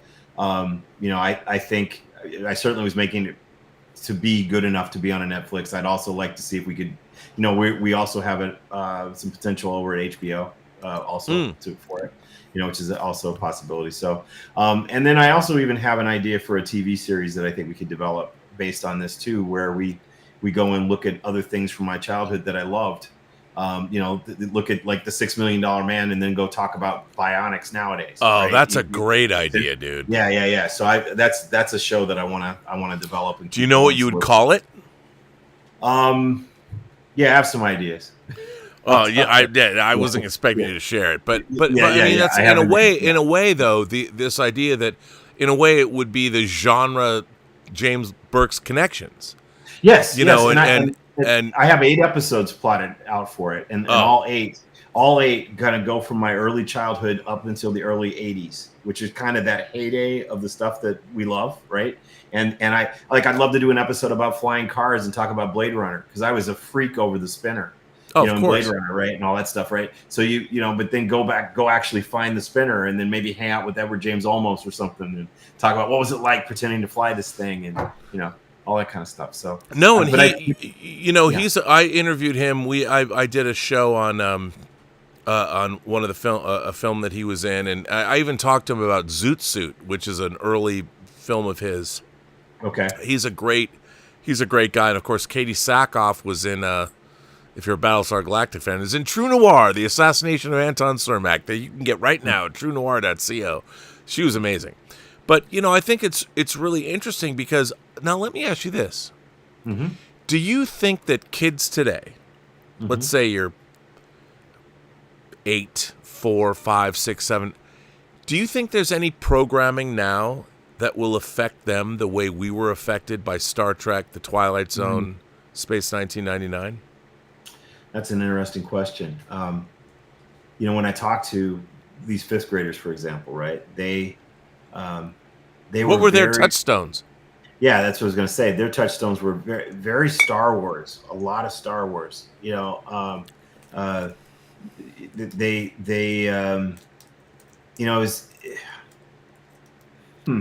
an interesting thing. I don't believe there's anything quite like what we were that pointed to a future. Does that make sense? I don't think that they don't have that. They don't. And Star Wars isn't theirs. Right. Star Wars is almost 50 years old. Exactly. And where is the new, one of the things that I find I take solace in is that kids do have things like anime.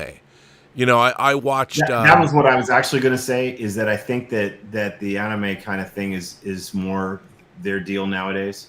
I watched one of my favorite science fiction things I've seen in a long time is an 8-episode series called Pluto, which has something to do with Astro Boy. I don't want to get more into it, but its portrayal of AI and artificial intelligence as legitimate beings. Yeah, I was like, this is really interesting. And it was basically about the 7 greatest AIs in the world that everyone reveres are being murdered. And it goes from there. It's a very heady show. In my mind, it might have taken place 100 years after Blade Runner. It deals with the same, kind of, because the thing about Blade Runner that's always interested me is where does the soul begin? Right. And the idea was just because, okay, you've imprinted memories on these artificial beings, but once you've done that, does that create a spiritual singularity within them? Right. Where a soul, where does a soul come from? Sure seemed like Roy Batty was trying to live. He sure had a quest to exist. And the fact that when he says, I've seen, the famous speech, whether, Rutger Hauer wrote it, but the very concept of I've seen things you people wouldn't believe. That realization alone is spiritual. I agree. And that's why I think, Blade Runner is an amazing vision. I don't think it's a great movie, but the vision watching it, it's almost like a poem. But it washes over you, and it all is anchored by that one speech. Sure. And it's amazing. We should talk Blade Runner someday. I'd love to talk about it. I've got a lot of thoughts on that. Yeah. Well, listen, I should let you go. This has been a 2-hour show, man. I want to enjoyed it. It's been amazing. It's been great to have you. I've always been a big fan of yours, but I want to end it with you. So tell people, the Eagle Obsession and its spin-off about fans, where are we at with it? Where can people, we know we're going to see it at the Space 1999 50th anniversary convention in September of this year. Yeah. What is the potential future? I know you have Kickstarter donors. Can people buy it directly from we have. you? We obviously, for the end of the year, we're planning to send out a certain number of Blu-rays and digital access and that sort of thing. So that will be available for people to see. But we hope to have a sale soon on the project. That's what we're hoping, is that if we don't hit it at Toronto, that Toronto's a good possibility for us. We hope that'll happen, and our real push is to try to get a sale there, and maybe hopefully even get a bidding war going on it between a couple of companies and see what we can do. But and at that point, we'll know where it will show. It will be at a number of film festivals. There is the Hollywood Black Film Festival is going to be showing there in October. It's going to be showing at. Is that because of the blackness of space? Well, just kidding. No, I had some friends who saw it, and they were like, the interesting thing for me is I don't I don't know if you how I would say this. I'm not a big heavy into race guy. I'm a person. I'm a human. You know, that's where I. Wait a minute. Are you saying you're black? Right. No. Right. Are you an African American? Yeah, I'm a human, and that's. Well, see, I think you and I are the same. Like, there's only one. If you can procreate and make other humans, right. You're a human. You're a human being. We're all part of the same. You're you all know, part of the the same Cylon thing. human thing's a little weird. Yeah, you know, I don't know if I ever bought into that, but in terms of the human race on this planet is made up of one uno race with and different ethnicities. That's my focus and my perspective, and that doesn't mean that I have any lack of you know, pride in my heritage or anything like that. But I don't dwell on it. It's not, you know, my heritage, as far as I'm concerned, is human, and that's what I care about. We're citizens of the earth and of the universe, and. But shit, man, if there's a black film festival that'll play her movie, fuck yeah, dude, go that's for what that. I'm saying. Hell yes. And that's why it's in there. You know, yeah. So But you know what? I would think that'd be interesting. I think that experience. I mean, your movie is not about. Well, it's not going to be like all. anything else they have. Obviously, you know, no, it's going to be very different. And even the gentleman who invited me there, he said, you know, this is going to be different for them. It's going to be a challenge. It'll be different, you know, because of what the subject matter and the fact that. You know, I don't dwell on. Obviously, you watch the film, you know I'm a human. You can just tell by what I talk about. There's a sex sequence in the film where I talk very clearly about how having role models for me was not based on that they had to look like me. You know, Frank and Dave were just as much a role model for me as Boomer and Colonel Ty. Even though Kano, I mean, Space 1999 had black characters, they had the black characters. I'm glad they were there because it showed that I would get to be there too, right? Does that make sense? Just like Uhura and everything. That was all super important. But it's just that I think that part of what's wrong when you talk about our tribalism nowadays and what's destroying us, I think this overemphasis on worrying about race and all this stuff, it's crazy. It's like we should have been past that decades ago. We should. Well, it's so ridiculous. Someone's going to probably pillory you going, well, you know, no one ever painted an eagle black. I don't know what to say. But so it's going to play there, but that's cool.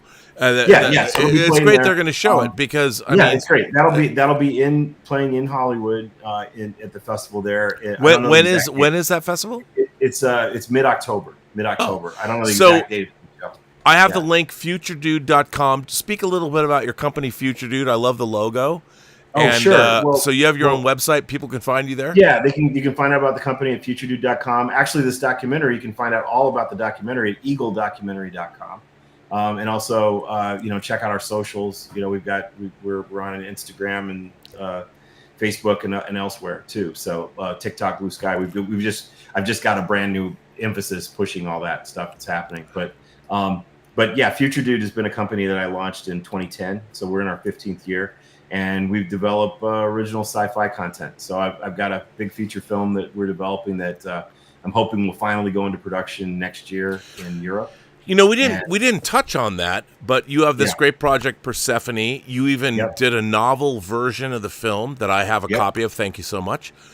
You did an amazing short film that I watched you make called Oceanus. That should have just why you weren't given money to turn. You made the first 30 minutes. It should have been a 90-minute or two. It's insane. Can people see Oceanus? Yeah, on the channel Dust on YouTube. It's on Dust now, and it's gotten millions and millions of views. People it's an astonishing piece of work, by the way. Well, thank you very much. You did a comic book called Parallel Man. Parallel Man and animation also with that had John Cho and the late so Lance cool. Lance Reddick, right? Lance Reddick and everything. So yeah, but you know, currently Persephone has Esai Morales attached to star in it, and you know, we're bullish. We got a lot of cool stuff coming. You know, by the way, Persephone. Yeah. I read your book. It's a great story. I'd love to see that movie.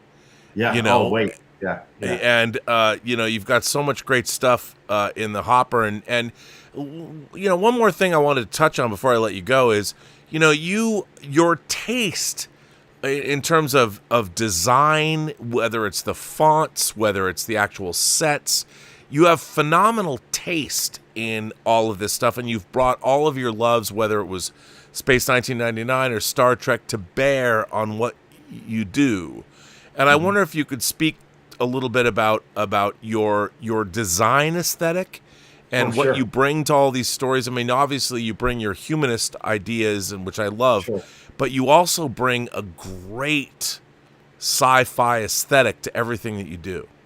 Well, where did that come from? Like you, you know, I grew up loving. I would say probably the three biggest influences for me were Space 1999, 2001, and Star Trek: The Motion Picture. As far as like, I love Star Trek: The Motion Picture. I know a lot of people think it's boring. They think it's boring, whatever it is. They're wrong. I think it's phenomenal. I think it's the best of the. Let's say this: probably the most enjoyable and best received Star Trek film is Star Trek 2, and I accept that. But my favorite Star Trek film by far is Star Trek: The Motion Picture for me, and it's because of it's just the world building and the storytelling and the look and the feel of it and the awe. I feel like that movie was made for me. I just like it. I get it. I love that film. I absolutely love it. Sid Mead was a huge influence of mine, and I actually was lucky enough to spend I spent a whole day with him in Hollywood at his home, going through and talking about design back in the early 90s. It was amazing. Wow. And yeah, Sid Mead was an amazing influence for me. Robert McCall. These are all designers and illustrators that, obviously Ralph McQuarrie and Joe Johnston, the stuff that they were doing for Star Wars and The Empire Strikes Back, that stuff was a big deal for me as well. But there's an aesthetic that I feel like we haven't gotten to yet and being able to maintain, which is this beautiful, like where things are beautiful, where there's a sense of taste and style and design. And I want to create futures that you want to live in, that you'd like to explore. Oh, I agree. And that's something that I think is so missing. It's not that I really like The Expanse. I think it's a great show, and I read those books and everything. But it's not a future I'd want to live in. No. It's a scary future. And so it's an extrapolation of where we're at today. It's extrapolation. No, that's what I'm saying. I agree with you that it's like it feels like if we continued from where we are now, that's where we turn out. Things would turn out. But I think we can do better, and that's what I want to illustrate and show with my stories and everything. Is I think we can do better. I agree. So, we've got a few more comments. Thomas Logan says, "Which is the superior Blade Runner? Which version of Blade Runner is your favorite?" Oh man, see, it's interesting. Some people are going to think it's crazy, but I actually like the one with the narration, and I'll tell you why. Yes, because, the theatrical version, the one we watched for version, Yes, I think the theatrical version I understand why the studio had him do the VO, because you didn't. First off, it's that film noir thing, of course, which it should have had. It should have had that. It fits it, right? It's that gumshoe detective kind of, you know what I mean? It just feels like that sort of thing, and it's just, and I love that version of it. And I also think that coming into the world of Blade Runner and going, what the hell is going on? What is this? Well, it's such a retcon. Like in 1982, I went and saw the very first. There was they installed a different bass sound system in the theaters. I saw the Cinerama Theater. I think it was like June 17th, June 18th. I don't remember the actual date, but I went there the first show at noon, and I didn't quite know what to make of it. It was overwhelming, but we watched that. To me, there are two versions of Blade Runner. There's the extended European version that has the narration that they released on Embassy Home Entertainment with more violence and the I want more life. Those are the only two versions. This idea with the final cut and the this and the that and the fixing. And also this idea that Deckard's a replicant. Oh my God. I can't even. I can't even begin to get my head, like, whatever. First of all, it's so, I think it's so disingenuous. That was something, that's something like some philosophy student in college would have thought was cool, man. And I'm like, it's not, you got to go to first principles. That was not in the book. It's first off, it wasn't in the book, number one. Number two, if you reason through the story, the story makes no sense if he's a replicant, because who's doing this and why? What's the point? What are they? You know what I mean? There's all those questions you'd ask, and then also it guts the whole point of the story. When Roy Batty saves his life, because he just wanted to save, you know what I mean? He cherished life in that last moment of his own. It means nothing if Deckard's a replicant. Yeah, I mean, you know, it's so the whole speech. I've seen things you people wouldn't believe. Exactly. And the whole point is that Deckard himself has been dehumanized by what he's done. The humans in that film are less human than the replicants. Yes, and that's the point. They've lost their humanity, and these things are fighting to be human and fighting to exist, right? And they have souls. And they have souls. They have souls, and the fact that Batty saves Deckard is the ultimate example that this being has a soul. Exactly. And he it's so weird because even when Ridley Scott's going, well, you know, Deckard's a replicant, I'm like, okay, first of all, dude, you have multiple cuts of every movie you've ever made.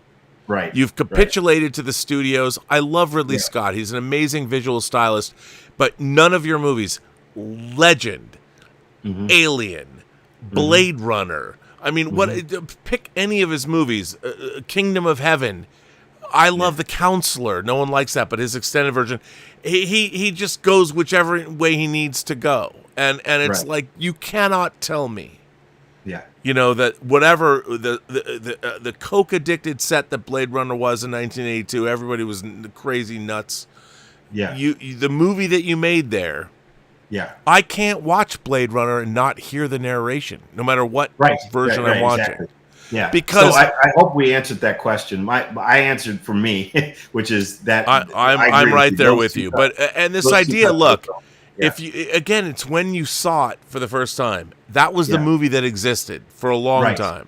Right. Just like Star Wars. Star Wars, right? Yeah. Major Chartier says, Robert, you and I have much to discuss, from climate change to AI to space, over a bottle of whiskey in San Diego. I'll be there. You know, I'm doing panels on Thursday, Friday, and Sunday. But Jeffrey, I want to thank you for being here. Go to futuredude.com to find all the information. EagleDocumentary.com. EagleDocumentary.com. The Eagle Obsession. Check it out. It's amazing. I want to thank you for being here. I want to thank you for everything you've done, all the work. And by the way, you're somebody who's persevered. You know, I feel we have a kinship. We just keep doing stuff. Just got to keep pushing, man. You got to keep pushing. It's never give up, never surrender. Like they say, and by Grabthor's hammer, I spit my last breath at thee. I want to thank you for coming on the show. I hope that people like what they see. And I have to say, from my heart, I really loved your documentary. I love the work. I think it's so good. It's such a moving piece. It has so much to say. It's the kind of it's the movie we need today, and I don't say that with hyperbole. I mean that. You're not the only person that's told me that. I've heard that dozens of times coming out of the test screens. People are like, man, this is what we need right now. And I've also had something that you'll appreciate. I had grown men in tears at that movie, and I had guys come up to me after saying, I can finally use your movie to explain myself to other people. Wow. Yeah. I can use your movie to help people finally understand me, because I couldn't get them to get it. And that's in a good way. Yeah, no, I mean it in a good way. I used to have people say that to me about free enterprise, and I'm like, I don't know if that's a good thing. Like, I would say I would use your movie to explain myself, not the movie that I actually made. Sure. That's a good thing. Yeah, that was a huge compliment to hear that. That's really cool. So, yeah. So, well, there's a big future out there, man, and I'm glad we know each other. I'm glad we get to communicate and do this. I've always admired you, and it means a lot to do this. So, thank you. Dude, it's fantastic. I'm gonna let you go, but I'm gonna play the trailer again. Okay. So, that's cool. Jeffrey Morris, thank you for being here. I very much appreciate it. Absolutely. And I'm going to kick you off the channel right now. Don't think I'm being rude, because I'm still live. But I'm very excited for this movie. I can't wait for all the people to see. It's beautifully made. It's really affecting. And I really love the work you did, man. Thank you so much, Rob. Thank you. Okay. We'll see you. All right. I'll see you later. Bye. Jeffrey Morris, thank you so much for being here. It's such a great film. Everybody should check it out. And I want to thank Jeff for spending the time. I want to thank you all for being here. I don't know if I'm doing a member call tomorrow yet. I don't know. I have to check and see. But I will be here tomorrow night for another observation stream. I've got a lot of letters about Superman. And I want to thank, we have a lot of new subscribers. I want to thank you for that. I had no idea that I would get more than 75,000 views on this YouTube channel for a Superman review. But clearly people want to talk about it. So on that note, remember, every person you meet has a story to tell that you have yet to hear. And all you have to do is listen. And I would encourage everybody, if you can, please see Jeffrey's movie, The Eagle Obsession, because it's a wonderful film, and I really loved it. It's beautifully made. It's a labor of love, and you know what? As I always say, now everyone's saying it, but it is authentic. And for that reason alone, it should be seen. Plus, it's cool, and it'll make you want to buy an Eagle transporter and have it in your house. On that note, thanks to Tom Jr. Jackson and to all my moderating staff. Thanks to Darth Plato. And thanks to everybody who supports this channel via Super Chats and tips. It's very much appreciated. It keeps me going and allows me to do this. Thank you so very much.